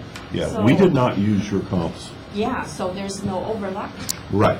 Okay. So We- now when you did evaluation, you did consider number three, and you ruled that out because it was too far away. It was 5 miles away, which I don't really consider that far, but anyway. Okay. And then you did you include another one? We found 3 comparable sales. If you'll notice, our sale dates are, to be honest with you, no. Our sale dates are, to be honest with you, are within less than, I think, 45 days. So all of our, the date of this sale, the date of this appraisal is 1/1/16, okay?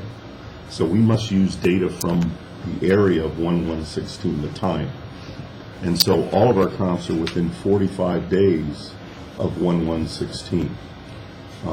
Because they were available, those are the comps we used. Okay, so only one overlapped with my data.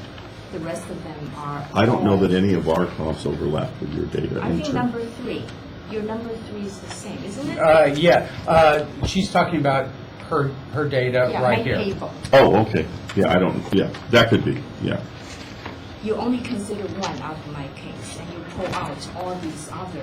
We considered data. all of your, I want to correct you, we considered all of your data, but then we also have to look in the marketplace and see what other data is available. And is it newer, is it closer, those kinds of things. We try to find the newest, closest in time, closest in distance comps from the subject property. Okay, again, I have to say, I need to absorb these things. I don't understand. What don't you understand about it? I don't understand why you didn't include my first case in my comp, which is probably the closest to And which my comp house. is that? This is the table I have. I tell you what, why don't we, as this is your presentation, how about if we let you present your presentation, and then we can address that after you read these into the record. Yes, so just want to confirm, you have considered one case that overlaps. I don't believe I have a I copy just of want your- to make sure you didn't have a copy. Why don't you take this one? That was my original. Yeah.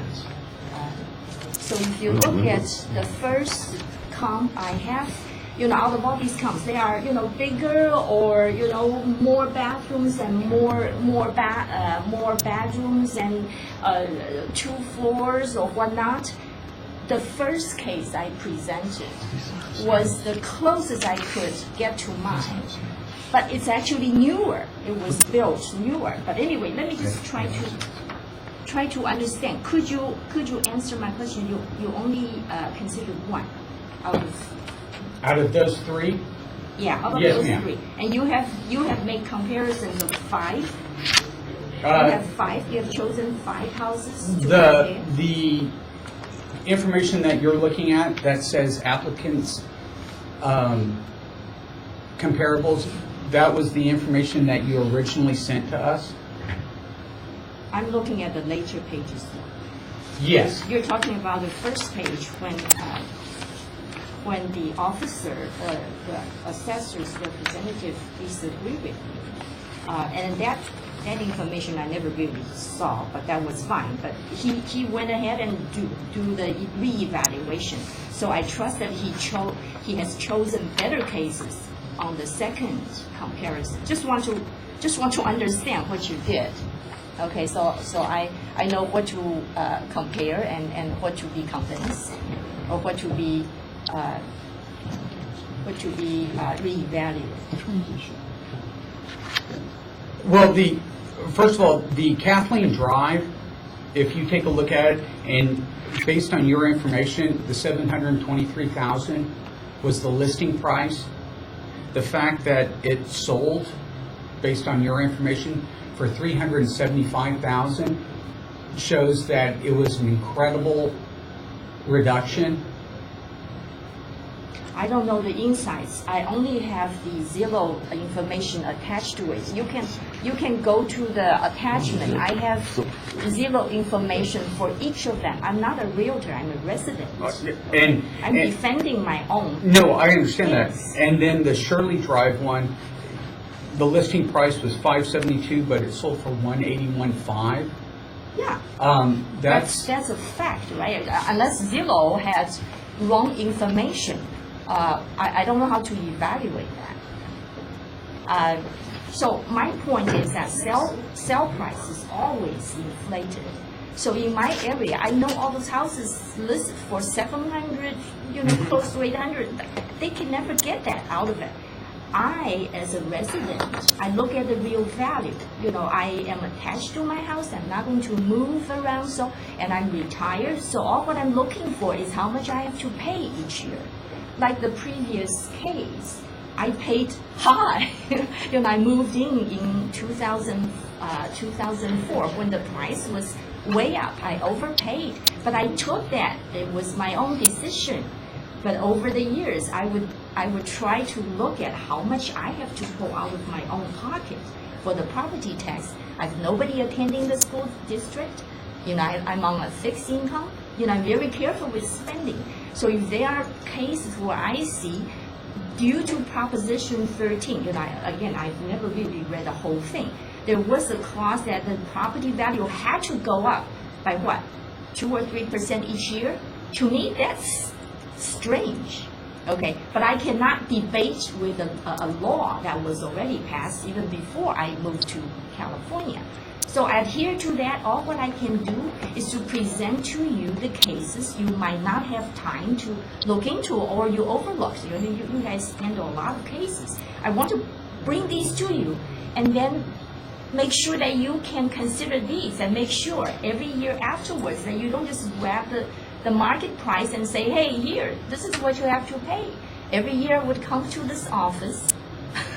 Unfortunately, I hope I don't add too much to you, but I think my case is pretty straightforward. It's a mathematical number game.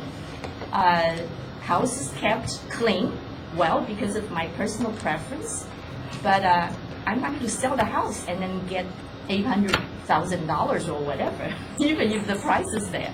But I do need a place to stay, and I like my place.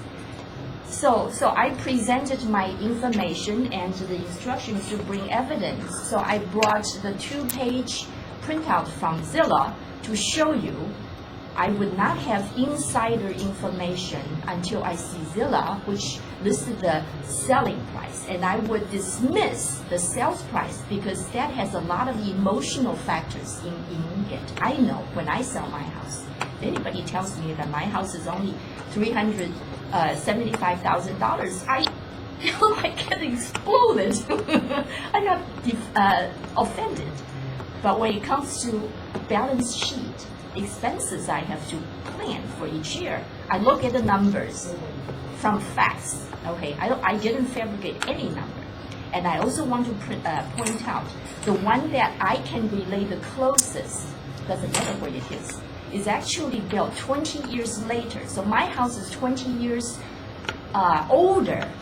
Figure out how much I have to spend on my house. I just spent $8,000 to clean up the attic.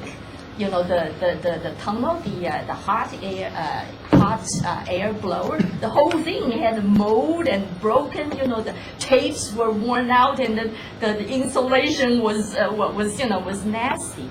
So every year I have to spend all that money to update the house. And this house is 20 years older, and it's selling at 520, lower than the assessment number, let alone the other two houses that are way below. Okay, I'm not saying to say that assess my house based on the lowest sale price, which is $185,000. I know my neighbor probably paid that. You know, he was the first one who owned a house in that tract way back when. He has his grandchildren living there. I don't have that privilege. Okay, so Rick just stepped out. I hope. No, I can, Yeah, You he's- I can take over for Rick, The that's two of why you, I. yeah, the two of you are together. Yeah. I I don't ha- remember whom I talked to. Did I talk to? No, the- you spoke to Mr. Denham. Yeah. I have no further questions. I have none. What do you think you think your home is worth 500,000? Is that what you're saying? Or I believe 500,000 was the assessment last year. I'm still trying to drive down the cost, so that's why I'm suggesting 389. It's still above the average. Okay, you know, if you know the statistics, gains, which I know very well, which you guys probably know better than I do. well, you know, the assessor's job is to find market value, what the property would sell for. Yeah, Well, so yeah. he can pick. He can Of pick. course, in this case, we're dealing with Prop 8 valuation. It's a Prop 8 valuation, yes, sir. Which is market value as such. They've determined that, you know, that the market value is $625,000, but they're going to go with the value that they've adjusted to $545. Yeah, 620,000 would be at the peak of the real estate bubble, which damaged millions of people's finance. You don't go with that. Okay, he did make adjustment. I'm pleading to make more adjustment based on the evidence I have provided. Mr. Crowe, I'd like to retract my comment. Apparently, Mr. Denham does have a couple of questions regarding the comparables that the applicant provided. You got these from Zillow, is that correct? Well, I have attachments right there, you know, they are the copies. Oh, from Zillow? Yeah, from Zillow. So Perfect. I have 2 pages for each. Good. When I made the copy, I tried to save paper, so I did double-sided, but sometimes I That's miss fine. one page. So please continue. If you see a blank page, just look for 2 pages for each house. I think I provided 2 pages, just directly coming out of the internet, Zillow.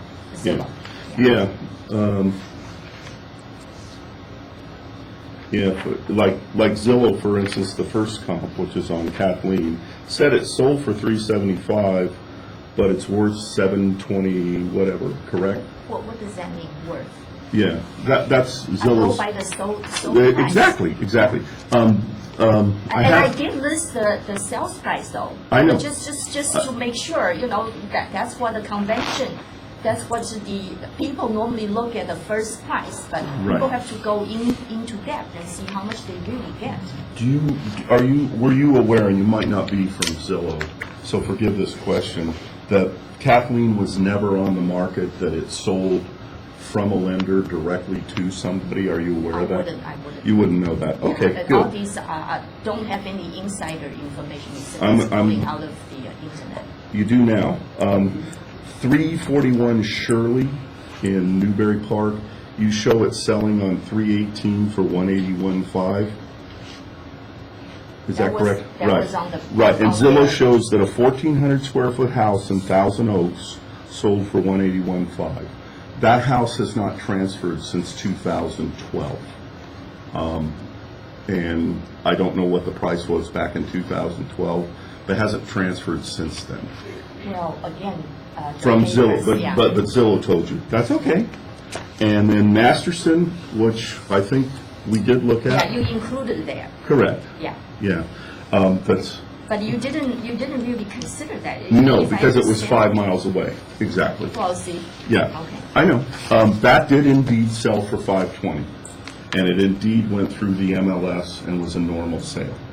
okay? So did you realize what okay, year is close, 1979. That's interesting. I don't recall the numbers. Yeah. I thought all these houses were newer than mine.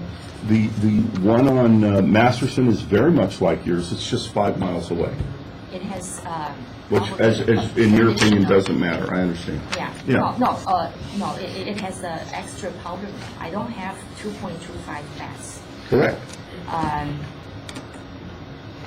But your home is 1,800 square feet.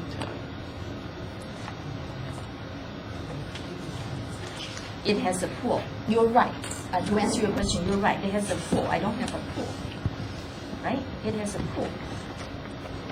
What is this, PABL? What does that mean? PA? Oh, PA is patio, Okay, BL? BL is balcony. Okay. So it's gotten some stuff I don't have. Yep. I have no further questions. No further questions. And thank you for indulging us. I apologize. Well, thank you very much. I Thank you. just simply present my case. Yep. Okay. We'll let you know. Thank you. Thank you. Yeah. Okay. All right. Okay. Ms. Romney, you can go ahead and take a seat. You want to take a... Yep. I need to take a break. Yeah. Everybody's going to take a break. Are you, Mr. Kroger? Recess? Recess. All right. Yeah. And we're in recess. All right, we're back on the record. We're hearing item numbers 40 through 41. Applicant is David T. and Mary D. Romney. We are going to, for application 16-10843, a signed stipulation has been submitted, so that's item number 41. Therefore, I'm requesting that you continue application 16-10843 to April 18th, 2017 for processing of the original stipulation. Do you approve that? I approve that, yes. All right, so that just leaves item number 40 open, which is application number 16-10842. And Mr. Horn, what is the property? Okay, this is a decline in value for vacant land located in Santa Paula, so therefore the burden of proof lies with the applicant. So I need, Yes, ma'am. Yes. okay. I'd like to explain that I'm not asking for a decline in value. I'm asking for a maintenance of value. Should I distribute these? Yes, please. Take one of the copies. Thank you. Oh, you brought an extra copy. That's nice of you. Thank you. This is a vacant lot on the only block in Santa Paula that offers continuous and contiguous commercial office space for professionals. And our law office happens to be the only remaining brick and mortar ongoing law practice in Santa Paula. And there are dentists and insurance agents on this block. And it offers professional services to the residents of Santa Paula. The lot next to our building is vacant. There are no comps in Santa Paula for commercial office zone vacant lots. And there's no market. So, in fact, when I had these photographs printed at Crane Printing, he inquired. He was curious what this was for, and I told him it was for the vacant on appeal on the vacant lot. And he said nobody would build on that lot. And so I am appealing to maintain the 2015 stipulated value of $64,000. And I have looked at the comp sales that were used, and the advantage of each of those lots, and the more I look at the zoning map in Santa Paula, the more I realize to get real value out of so many of these areas, they need a drastically revised general plan. And I doubt very much that would happen. But these comp sales provide a lot of flexibility to the owners, because what has developed in these areas is a mix of light industrial, residential, and you can make revenue, you can make income from these properties. We would like to maintain the zoning on this one block as commercial office. And we would like to maintain that lot. What we've done through Santa Paula in Bloom, my husband and I have personally funded irrigation across that lot to the city parkway with approval from the city to landscape that entire parkway. So we maintain that. The lot itself, while not earning any income, requires a lot of maintenance because of vandalism. So if you will see in Exhibit 6, profit and loss, there's a $6,000 landscaping and groundskeeping charge, which we paid. That was due to vandals ripping the irrigation system out of the ground and destroying the valves. We had to replace all of that out to the parkway. So this is our commitment to the city of Santa Paula to maintain that lot with modest trees along the periphery, and maintain and beautify that corner of the city with the parkway, and wait for the market value. We think that with Limoneira's development of East Area 1 and the population coming into Santa Paula for that development, that there will be an increased need for commercial office space. And we're holding on, and we'd like the assessor's office maybe to help us hold on and keep our previously stipulated assessed value. Are you renting this lot now? Oh, no. Well, I noticed, well, there's an income that. I'm sorry, we own the building that is contiguous to the lot. So that's what that means. Right, Yeah. right. Okay. So that's the situation on this lot that we are. Mr. Corn, you have any questions? The comparables that you have for 1, 2, and 3 match up with the grid that's on tab 2. Yes. Okay. Yes. And where did you obtain that grid? From the assessor's office. Okay. So you're using the comparables that we provided, and you're just refuting them as not being comparable. Right. That our situation is unique. Okay. And you provided no other comparables? There are none. Okay. In fact, the assessor's office provided us with comps on our building a few years ago, and this would be improved property, and one of them is still on the market. It's been on the market for 3 years, and that would be for office space. So there's really no market for office space. And we do find that there is an emerging interest from new residents and startup businesses where the language spoken is mostly Spanish, and they are unable to pay market rate. And we have really, in the interest of filling the building next door, we have negotiated on our rates.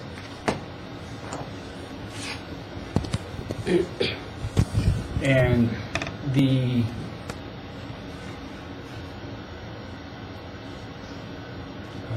two comparables of similar size on Yes. on tab 2. Yes. Both of those one of them has the same zoning as the subject. Yes, and that's why I looked at the zoning map, and that the city, I made a copy, and commercial office is color-coded purple, and it's amazing to see where the purple is. And you can see on tab 4, that is a photograph. And you can see there's residential, there's light industrial, and general, opportunity for revenue because of the flexibility here that apparently the city allows. Yes, in looking at the commercial office zoning definition, it says the commercial office zone accommodates professional business offices, medical, real estate, financial, and administrative offices, and similar uses, as well as closely related service and retail businesses. Mixed-use commercial with multiple family residential development is also permissible in this zone, subject to specific development standards, and development standards for CO zone are shown in an additional table. So it's in essence, it's a special use permit. But going back to those two comparables,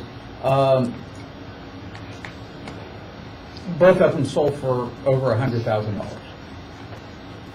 And they're in residential, they're surrounded by residential, not professional office. I have no further questions. Mr. Crowe, do you have any questions? I have no questions. Okay. We're going to start off with, we have two exhibits.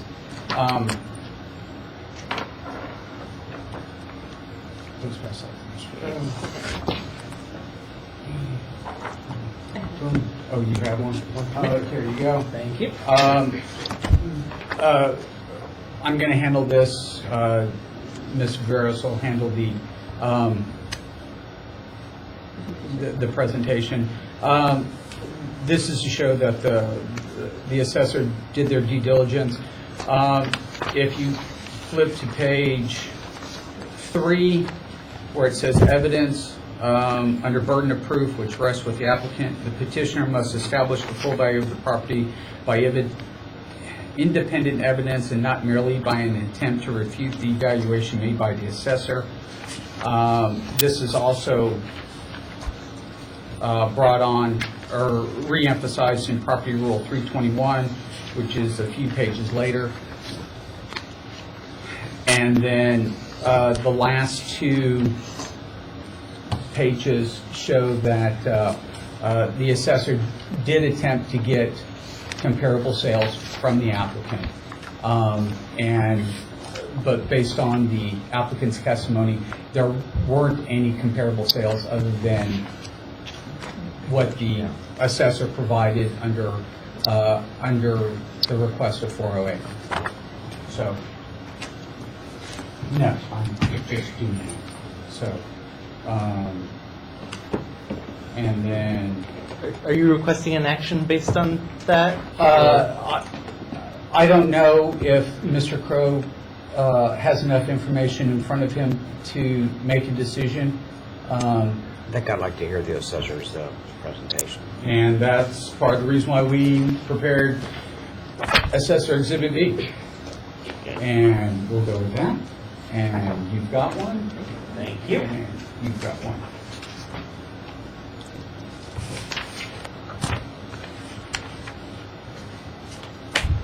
Ready? Yes, go right ahead. Nadia Viveros with the Assessor's Office. This is, as mentioned, this is a decline in value appeal as of 1/1/2016. The subject property was appraised for the purposes of this appeal, consisting of 6,325 square feet of vacant land. Pursuant to RT Code Section 51A, the assessor is required to enroll the lesser of a property's factor base year value or its full cash value as of lien date. As of lien date, January 1st, 2016, the full cash value of $100,000 was enrolled.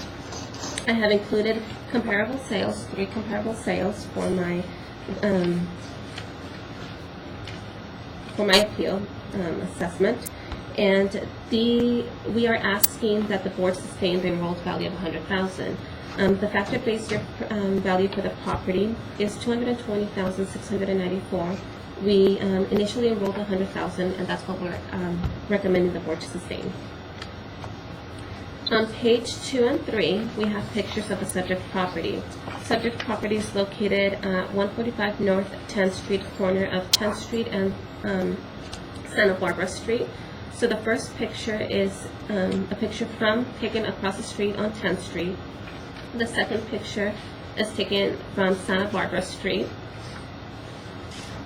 And the third picture is taken from the corner of 10th Street and Santa Barbara Street. Okay. Comp 1 is located on South 10th Street, Santa Paula. Comp 2 is located on Santa Paula Street in Santa Paula. I believe those are the 2 comparables that the applicant also has. And then we have Comp 3, Central and Sespe, located in Fillmore.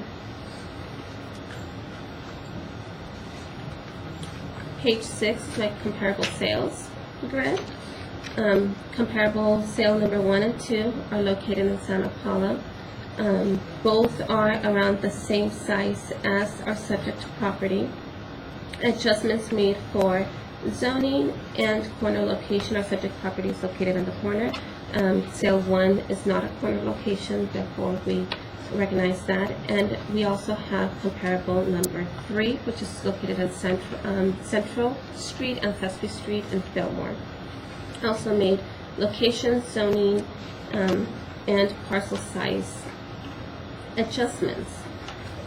As mentioned, sale number 2 is also the same zoning as our subject property, commercial office, around the same size. And if we look at the bottom of our grid, our value range is from $95,297 to $158,218. Our average for all 3 comps is $118,607, and our average just for the Santa Paula comps is $98,801. So our value conclusion for the subject property is $100,000. If we look at page number 7, that's an aerial picture of our subject property. Page number 8, an aerial picture of our comparable 1, which is located on 10th Street. Excuse me, page 7. Oh, that's page 7. That's page 7. There's a little white block down at the bottom of the page. Oh, I see. There you go. Okay. All right, thank you. Page 8, comparable 1, located on 10th Street.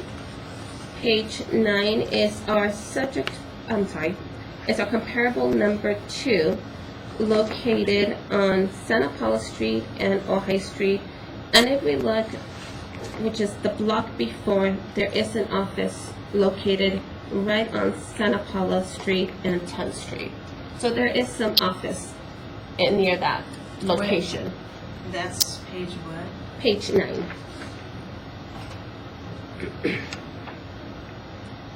And page 10 is our comparable.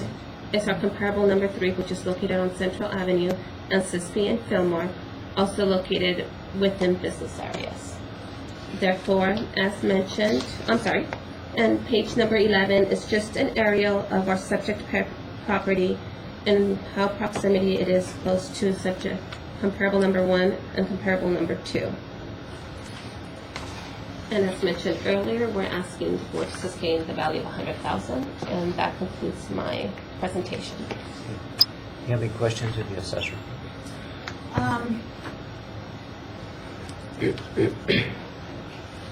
I do. Did you take this picture? Yes, I did. So you've been to Yes. the location. Okay. I did go out. I would just like to emphasize, if you go to my exhibit 1, my photograph of the subject property shows the continuity of the zoning here that we are trying to preserve. the earlier stipulated value was $64,000, and Nadia, I'm embarrassed to say that I forgot that I had requested a $58,000 assessed value. We had earlier stipulated to 64 for the same reason. We would like to preserve this area for like zoning purposes. And the other comps are all over the map in terms of use, appearance, value. So that is my request. The CG zoning, what is allowed in that? It's commercial general. You have it. General. And We the, have the definition for it. I will read the definition aloud for the record. General commercial. The zone accommodates a broad range of retail and wholesale commercial enterprises, service uses, entertainment uses, offices, and other businesses that serve both local and regional customer bases. Development may consist of standalone stores or coordinated commercial centers. Multiple family residential development may also be permissible in the zone, subject to a conditional use permit in accordance with Chapter 16.218 of Title 16. Development standards for the CG zone are shown in Table 15-2. Same table as the commercial office table. Do you have anything else to summarize your position? We have received comps in the past on this lot where comps have come from Oxnard and Fillmore because there aren't comps in Santa Paula. So that's the dilemma here. I cannot tell you the great personal effort we go to maintain this lot because of the great numbers of homeless people in Santa Paula. We arrived yesterday morning and they'd been sleeping in the hedge, and we had an accountant tenant expecting clients, and his wife was out cleaning up. So I said, thanks for starting, I'll take over. So we make that effort for the zoning, and it's unique. And we'd like to preserve it as unique rather than being put in the position of overvaluing it for a market that doesn't exist yet. So we're trying to get through just this period of time. The assessor have any? The assessor understands the applicant's position, and will, I mean, based on page 2, Ms. Viveros took a photo, and it doesn't show the continuity to the extent that yours showed, but it does show it's adjacent to the other property they own, and it is clean, and that's something to be proud of. And we understand that as owners, you have to decide whether or not to fence something off, and have that green tarp next to the building, which can be considered unsightly. We would never do that. We work with the police department. They do night runs. We requested one yesterday before we left. So we're putting in, I have called the electrician, we're putting in more lighting. We need to be safe. Sure. And to further the comment that I was making about the assessor recognizing it, if you look at the factor base share on page 1, the factor base share is $220,000. We've cut that value in half and the applicant feels that that's still too high for the market condition, and that's why we're here today. All right. Okay, well, I'll take it under consideration. Thank you very much. Good, Thank you. On the I guess I'll Don't take this, that. yeah, okay. You have to look at this, Pearl. We're good. I guess we're good. You know, Here's my card. You're going to call me in a few days. I should have a decision. okay, so now we're on to, Nadia, would you be kind enough to send Mr. All right, let's take a brief recess while we wait. Okay. I didn't see him outside, so. I'll ever be. All right, we're back on the record, and we are now at item number 50, application number 16-109484 for Chad Alderwood, represented by, is it Gerald Rome? Yes. Thank you. And, Chris, if you can tell us what we have here? It is a single-family residence that is owner-occupied, so the assessor falls, or the burden of proof falls with the assessor.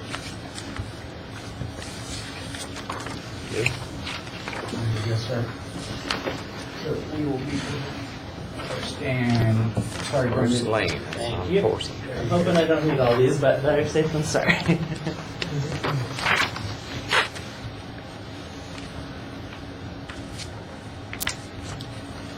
Big house. Yeah. You want me to begin? Yeah, go ahead. All right, this is a, as you said, single-family residence, the decline in value as of 1/1/16. The factored base year value on this home is $1,741,510. We felt that the market value was closer to $1,421,000. And as you know, under Prop 13, you must take the lesser of two values. At the time the applicant applied, they felt the property was worth $1,200,000. It is, as I said, a single-family residence located in Bell Canyon, which, as we know, is in Ventura County, in spite of having to go through LA County to get there. And so if you turn to your first page here. Yes. Are you there? Okay. Just want to make it easier to follow along.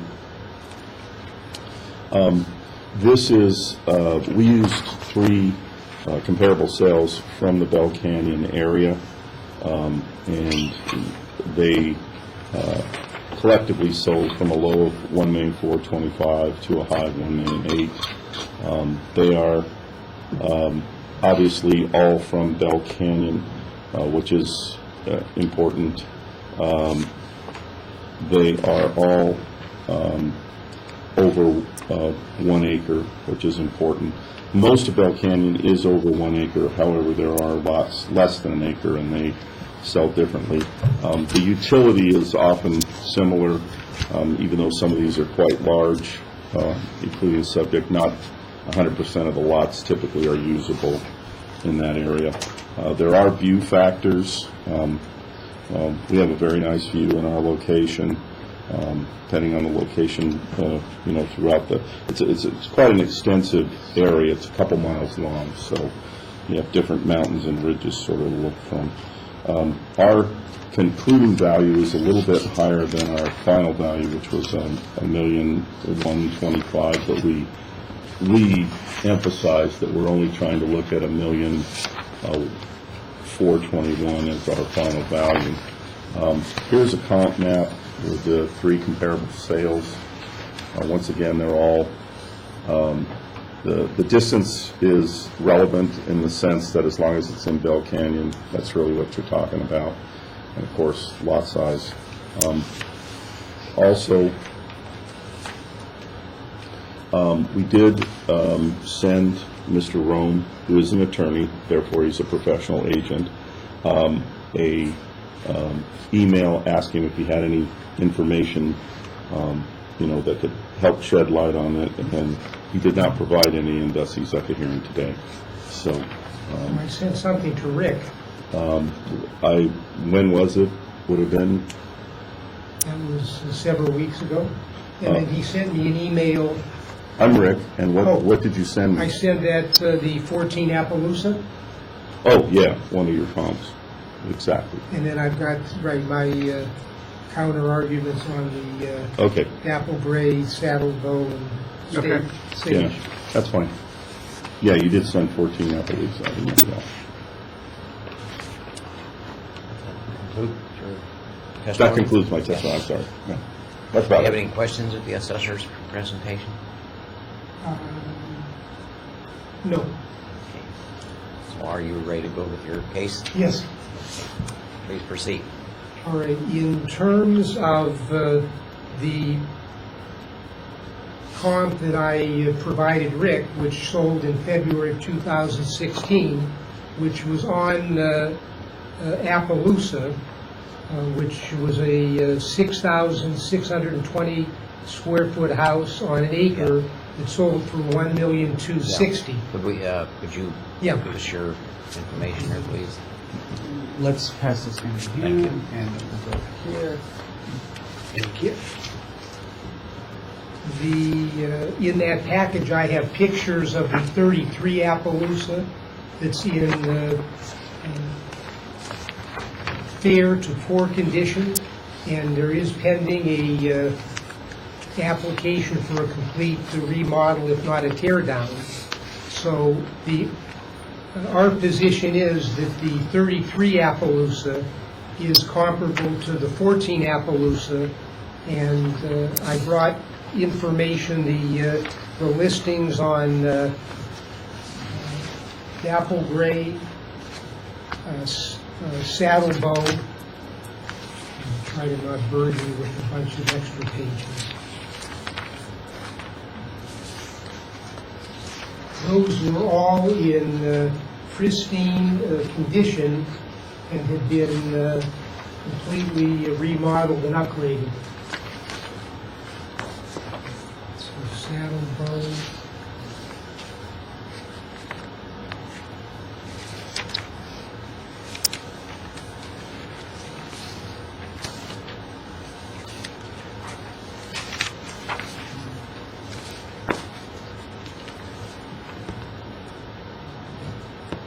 I just copied the first page of the listing, and even taking into regards the puffery of realtors, I mean, you basically have, so there's on Dapple Gray, so that was a complete remodel. On the Stagecoach,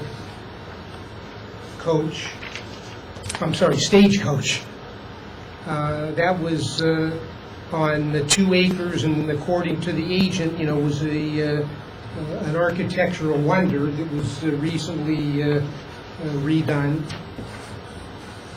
So that's,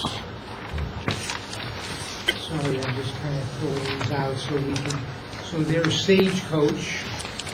Thank you. And Saddle Bow was also, I mean, they're using the word spectacular, phenomenal, all redone. So there's Saddle Bow.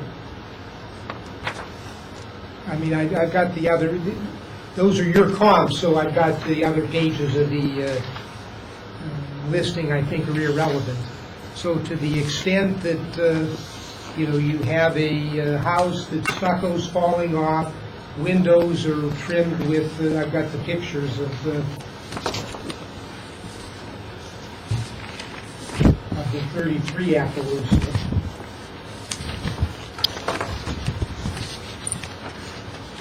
You basically have a house in poor condition, and in looking at the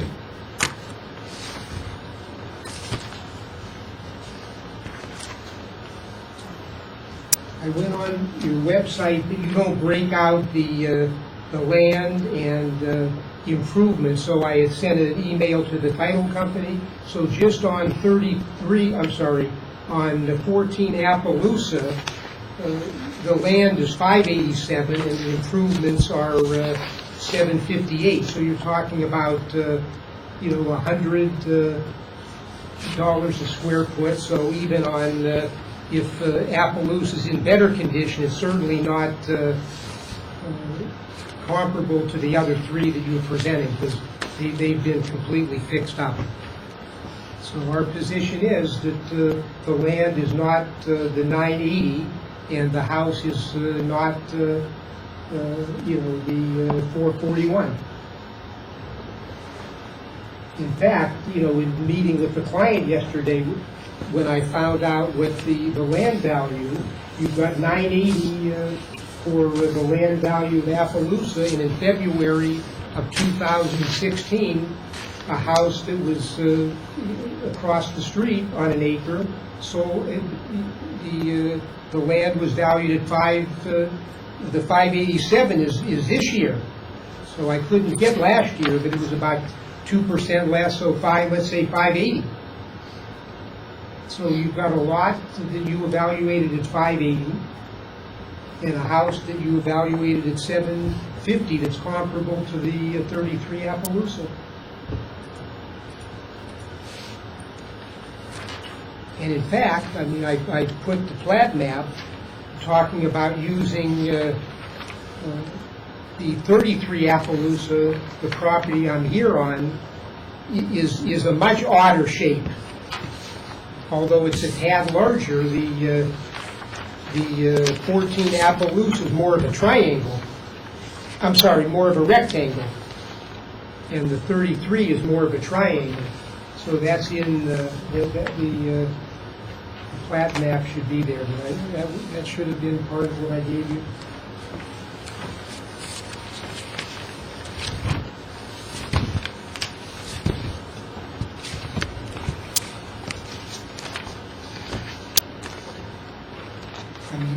The stucco was falling off, and they put up board, and the house is either going to be torn down or majorly remodeled.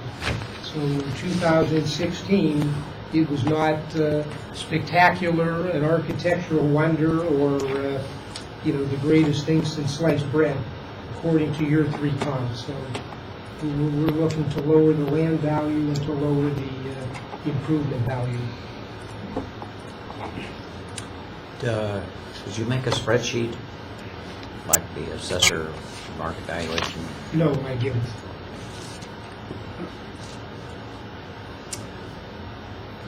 And do you have any contractor's estimate about the cost of bringing this house back up to? No, but I can get that if we I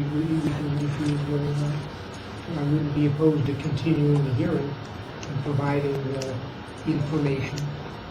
Because I know there is a pending application to do a major remodel.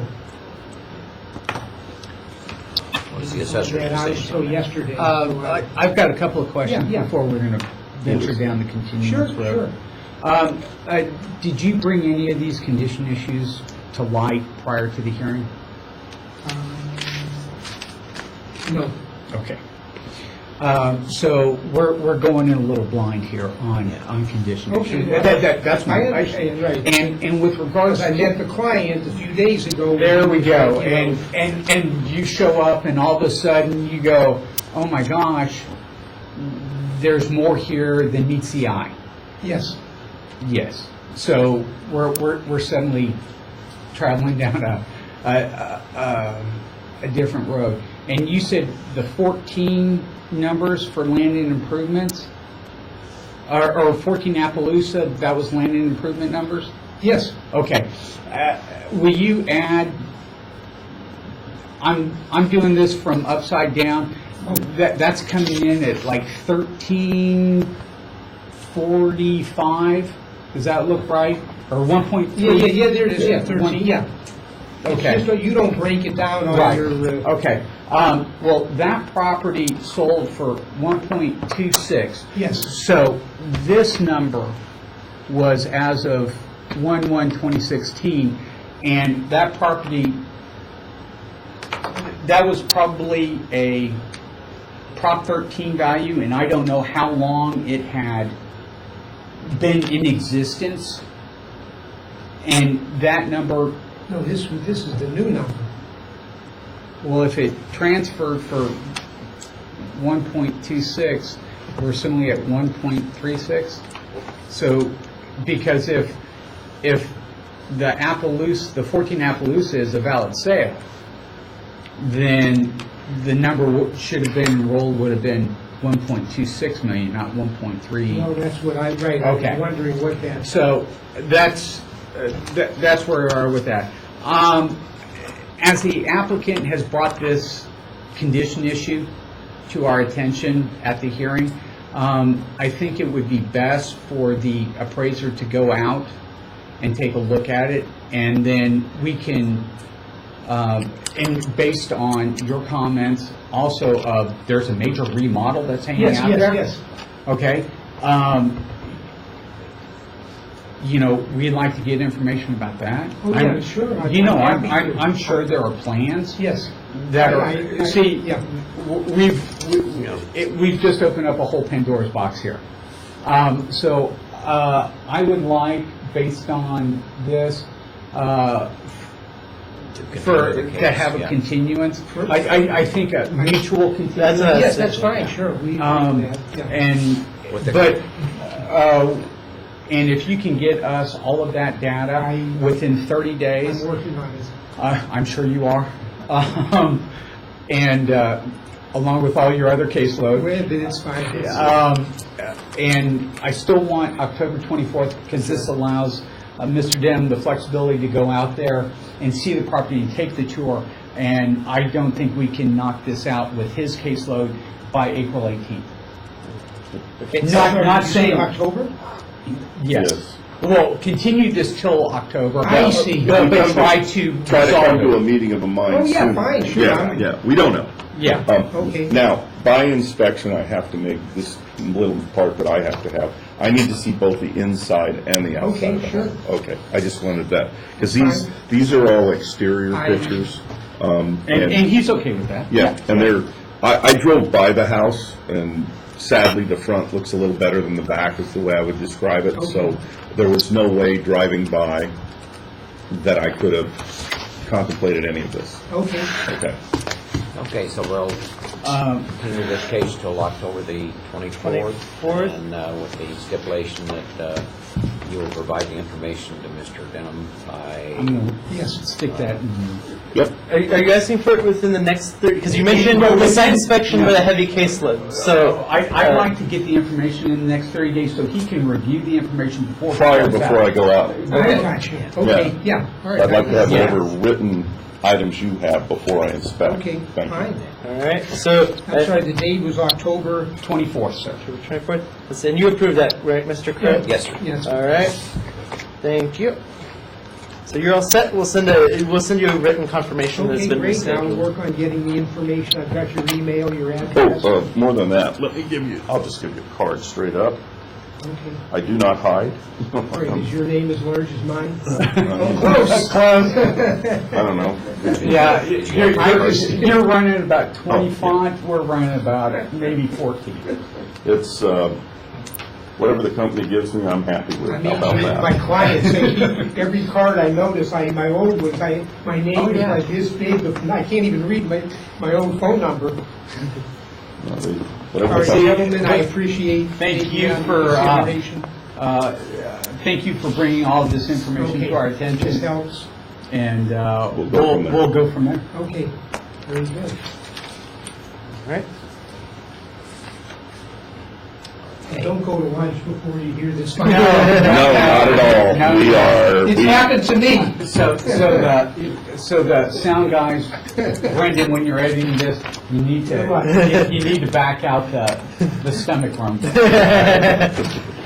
All right, gentlemen, thank Thank you, you. really appreciate it. Not a problem. I found everything very organized. Emails, you guys followed up. We tried. Letters, second notices. all the- Yeah, we started off this hearing probably with around 200, 250 cases. Hearing officer, we cap at 150. So Oh, 150. you have Just a mere Yeah, the 150. last we- one I we- didn't we started- provide to the office.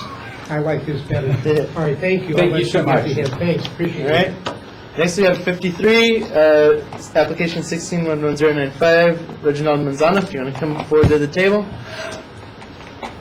All right, let's see where we... Okay. This is a single-family residence that is owner-occupied. The burden of proof rests with the assessor. We go first. We go first. That's what that's. So there you go. There's that. Okay. Thank you. Thank you. Sorry. Yes. Moral support. That's fine. Sit at the table. First, I panicked because I'm like, I'm out of cases. You got a new one. Certainly at our table. This is a single-family residence in Camarillo, California. It's a decline in value as of 1/1/16. The factored base year on this property is $1,694,529. The roll value by the assessor is $1,543,000. That is also our recommended value. The applicant at the time of application felt that their property is worth $1,360,000. Further review, this is a Toll Brothers home in Camarillo, California. It's a little bit sort of in the hills, minor hills. I don't want to sound mountainous. We used 3 homes in the area as our comparable sales. 2 are larger, slightly. 1 is smaller, slightly. And as I said, they're all Toll Brothers homes. That's important because there is a corresponding tract, which I forget who's the other builder. Anyway, Shea, yeah. The Toll Brothers are kind of, they look on paper the same, but the Toll Brothers seem to do a little better. And it is what it is. Anyway, as you can see, it is bracketed both by sales price and adjusted values. These are 3 Toll Brothers homes. These are Toll Brothers. Here is a map showing the subject and then the 3 comparable sales that were utilized by the assessor's office. The map, we're kind of the farthest one north, or a little bit higher on the hill, but it kind of goes up and down, so we're even with some things. Anyway, those are our comparable sales. It was a 1/1/16. When I reviewed the sales, it was bracketed by, like I said, both the sales price and the adjusted price, and that was our conclusion of value. Do you have any questions for the assessor? No. Okay. Would you like to go ahead with your presentation?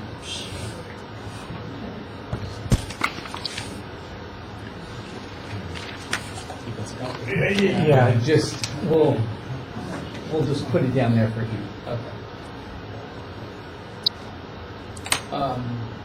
I basically copied or have a spreadsheet similar to what they had created. So I have my columns, which are on the columns here.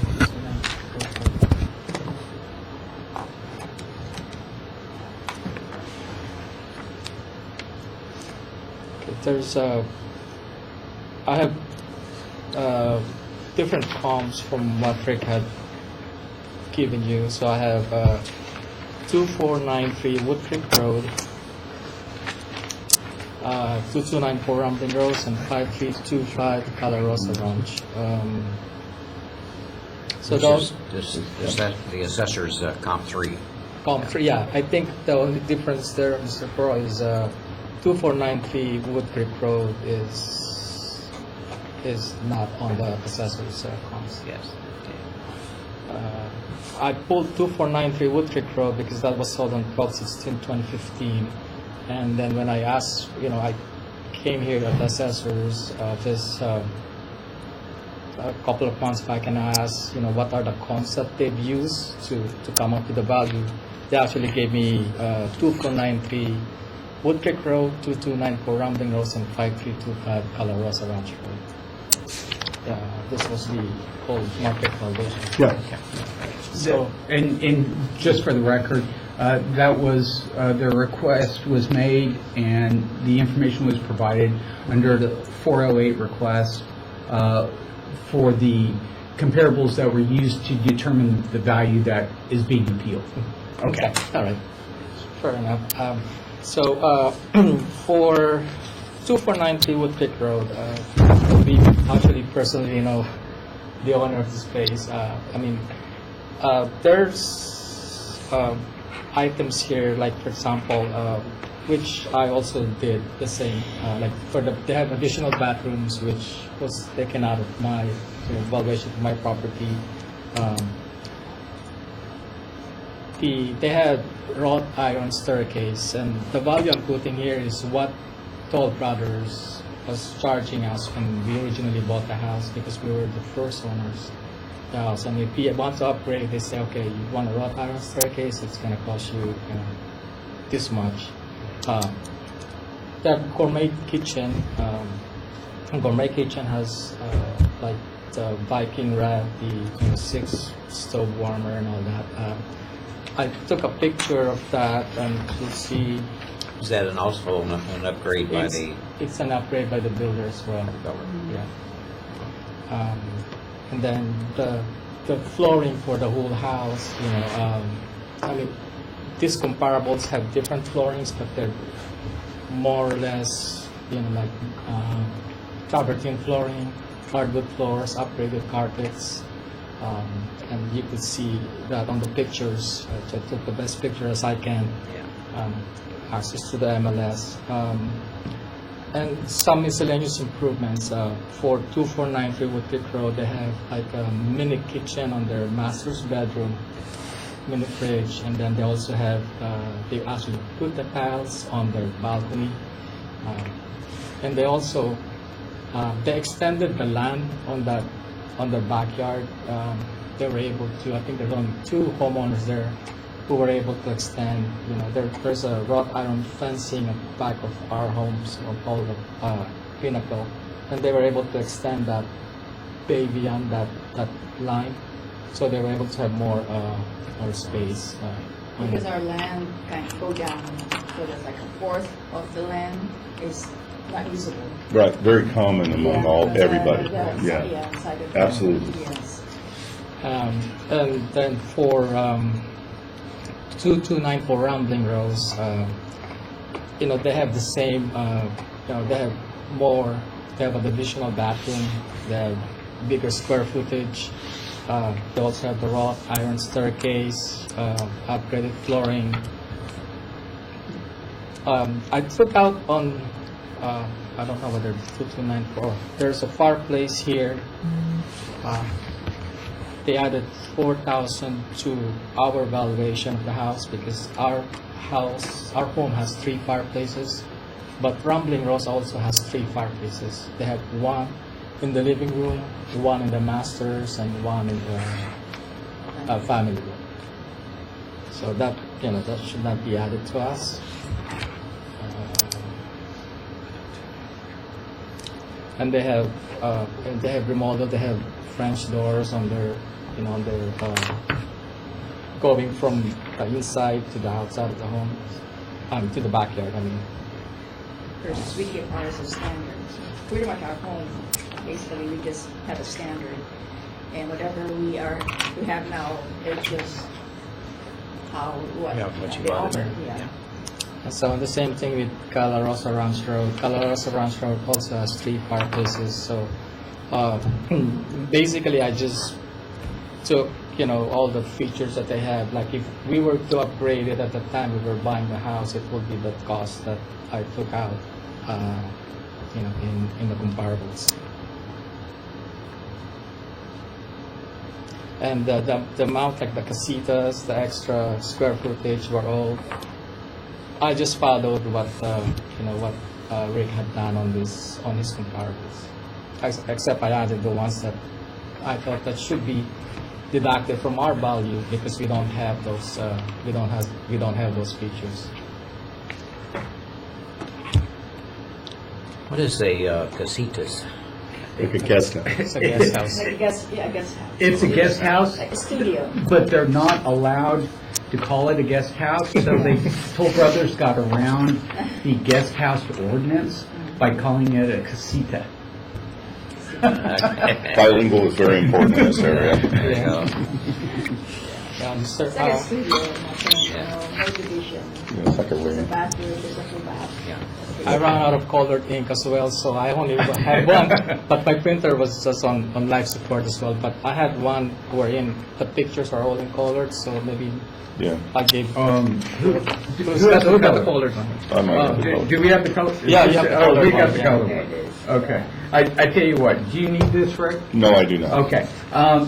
Mr., well, I made some notes on the front. You don't want to see my script. Mr. Crow? I don't want to influence him. Yeah, I don't want to. Okay. But we'll be happy to share. I know when Rick went over to the home, and thanks for kind of stopping by and taking the time. We did actually change,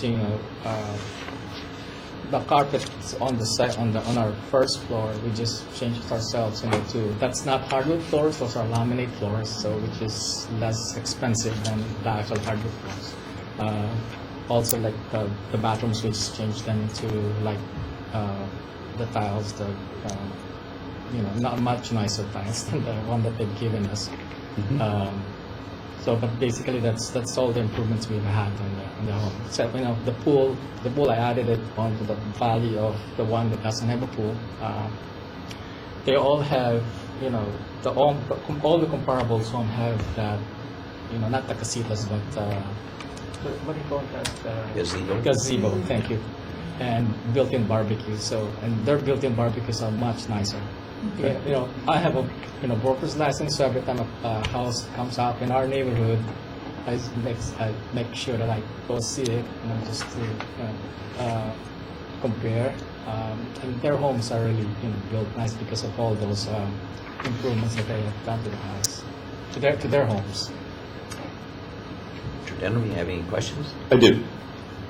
When you guys originally purchased your home from Toll Brothers, did you upgrade the home at all?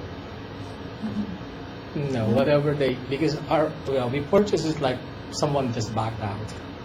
So You purchased it after somebody backed out. yeah, but Okay. after- Are you aware that Toll Brothers reported to us that there were 6% upgrades in your home? Well, I remember upgrading like our electrical, more lighting in the kitchen, so I don't know if that. Yeah, I don't always know the breakdown, but So I'm that's just, what, that will probably cover that. And our master's bedroom, we have the fireplace, so Yeah, that's, yes, so okay. that could be, Yeah. those are the few things that we added. right. And that's about it, because the rest came, the countertop was, came as a standard, Is it? we offered it. I have a question. Is your countertop granite? it is. It is. But that's a standard. It came with. Exactly, with all Toll Brothers. Yeah. It comes with But they granite. have also an upgrade of a better granite. That's what they're Yes. saying. And so if you want to upgrade to if the stainless steel appliances, when you upgrade to that, they will upgrade your granite as well. Yeah. And as well as the flooring, if you upgrade the flooring, they will already include it in there because the bathrooms are also upgraded to granite. Our bathrooms right now are just those square tiles. The standard tiles. I also have a question on three of your adjustments in particular. I don't debate actual numbers usually. If I call something 20 and you call it 15, I'm okay with that. I don't get into that. But there are three things that generally in the marketplace is not necessarily made the way you did them, and so that's where I'm going. So you came up with a $20,000 adjustment, and you did it on all three of your comps, on a wrought iron versus Just the regular wood, yeah. and you have very nice wood, and that was because that's what the builder was charging? Yes. Have you seen any evidence in the marketplace where people are paying $20,000 more for wrought iron versus wood? Have you heard that a lot? You're a realtor. Well, I've seen it on the, on the blurb, on the marketing remarks that, No, I understand, but do you have any statistical evidence that would show buyers are paying $20,000 to have wrought iron versus wood stairs? No. Okay. And I appreciate that, because I've never heard of it either. Mhm. Okay, and I've been around a long time. Also, I mean, your kitchen has, in my humble opinion, and maybe I'm, don't understand, but have very nice appliances, had very nice granite, had very high-quality cabinets, but then you adjusted another 30,000 on all of these. Yeah, because they all have the stainless steel. Like if you flip through the picture, So you think stainless steel appliances sell for 30,000 more? Oh, yes. Okay. Because our neighbor also, a friend of ours, upgraded their kitchen, and there's a big difference, and you can see it from the picture yeah, also. the fridge alone, the one that's actually Okay. the cabinets, so the Yeah. it's wall to wall. It's like 10,000 just for the fridge, and then for the for Like a the 30,000 upgrade for the kitchen. I So remember just, that. do you believe when they pay 10,000, the marketplace also reimburses you 10,000? Is that your opinion? yes. Okay, okay. And then same, I mean, once again, your floors seem to have, they look like wood to me. I'll take your word that they were laminate. That's right. Because we have dogs. Yeah, they had, We have big dogs. carpets and tiles seem to be pretty high quality, but you think all of these other houses had 40,000 better? Yes. Is that based on cost? Yes. Okay. It's based on It's based on cost, and you believe cost equals market, correct? Yeah. Okay.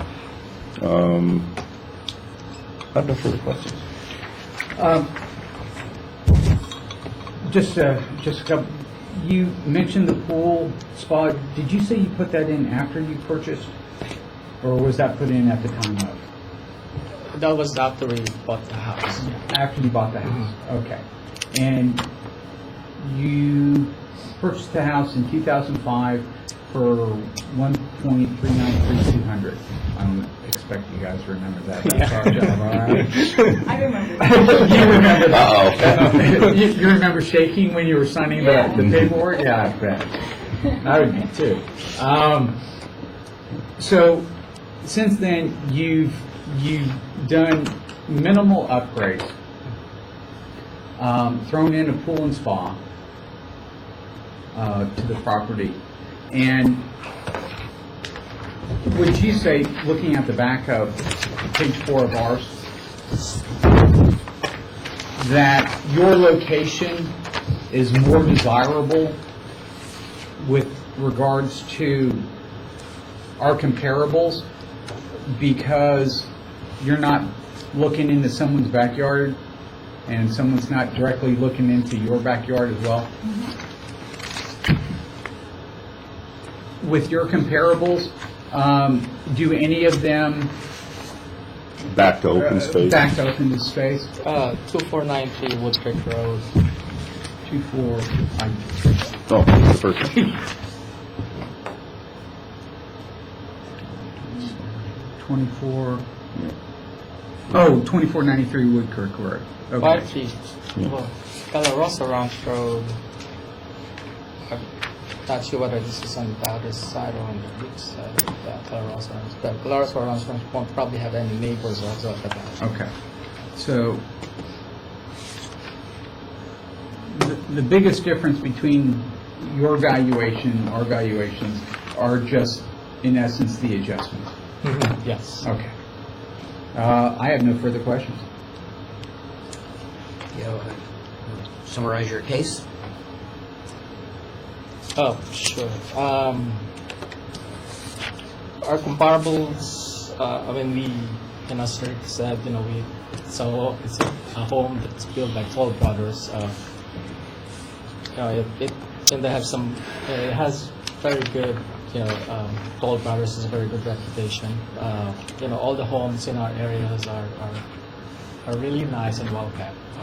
One of the homes actually, we know them, and they actually did not live in that home for, they probably not live in the home for like 2 or 3 months total. They even have plastic on their appliances. They haven't taken it out when they sold the homes. So, the comparables I use the same deduction as what Rick had done. I only added the ones that I believe that should also be taken out of our valuation, because those are, I mean, if we have acquired those, if we have opted for those options, we will be charged, for that amount. And it will, come out, instead of 1,393, it will be 1,500 or something at that time we bought the house. So that's it. Thank you for your You want time. to go, or do you want me to? Let me just say a couple of parting words. Thank you for coming out and enduring, waiting till the end of the day. Thank you for participating in the process. Both sides have presented comparables in the Toll Brothers tract where the subject resides. What it's coming down to is the adjustments applicable, also value amounts, and that's where it falls on you, Mr. Crow. Thank you. And so you have an impossible job, I just want to add, because the difference between our actual value that we said and his high-end value adjusted is 3.6%. So we're not exactly, there's not too much hostility here. When a guy's within 3.6 of me, I'm pretty much done as an appraiser. Okay. Let me add to this one on the improvements that we had. Looking at this picture here, these are old ones. The tiles that we had, these are old. This carpet is also the original. We just kept it clean. So, and this is in the refrigerator here. This is ours. This is not an upgrade, because the upgrade is built in. Yeah, you will see that there's a gap in there. You can see there's a gap, but this is ours from our old home. And the rest is the furnishing here, the features here are also standard, because the upgrade will be stainless. Everything's going to be stainless, and as you can see, our backyard is just very plain and simple, just for us, right? I'm sorry. Yes. Looks good to me. Yeah. And you compare all the rest, how it looks is really like a resort. I think you have that in the, Yeah, you got Yeah. So, these are the things that we feel like. You got the color. Yeah, I was going to say, once you leave, Mr. Crow, the color. I want to make sure the that's color. good. I'm sorry. It's the very bottom underneath that sheet. Yep, There you have There you that. go. That's all I want to, I don't want to take your, I don't want you to have this. Thank you so much. Thank you. all right. Thanks a lot. I thought we were gonna have lunch after this. That's why I Brendan lies, so it's very good. He's a very generous man. Actually, we do not go to lunch with taxpayers. We'll tell you why. There's 100 reasons, so what doesn't matter after one. Your name's Trump? No, the assessor of Los Angeles County. Thank you. Well, Thank you. Thank you very much. Thank Have a you. good day. Thank you. Good luck. I appreciate your consideration. Yep. Mr. Crowe, the time is 12:35 p.m. if you'd like to adjourn the meeting. Meeting is adjourned. Thank you. And we're off the record. Oh.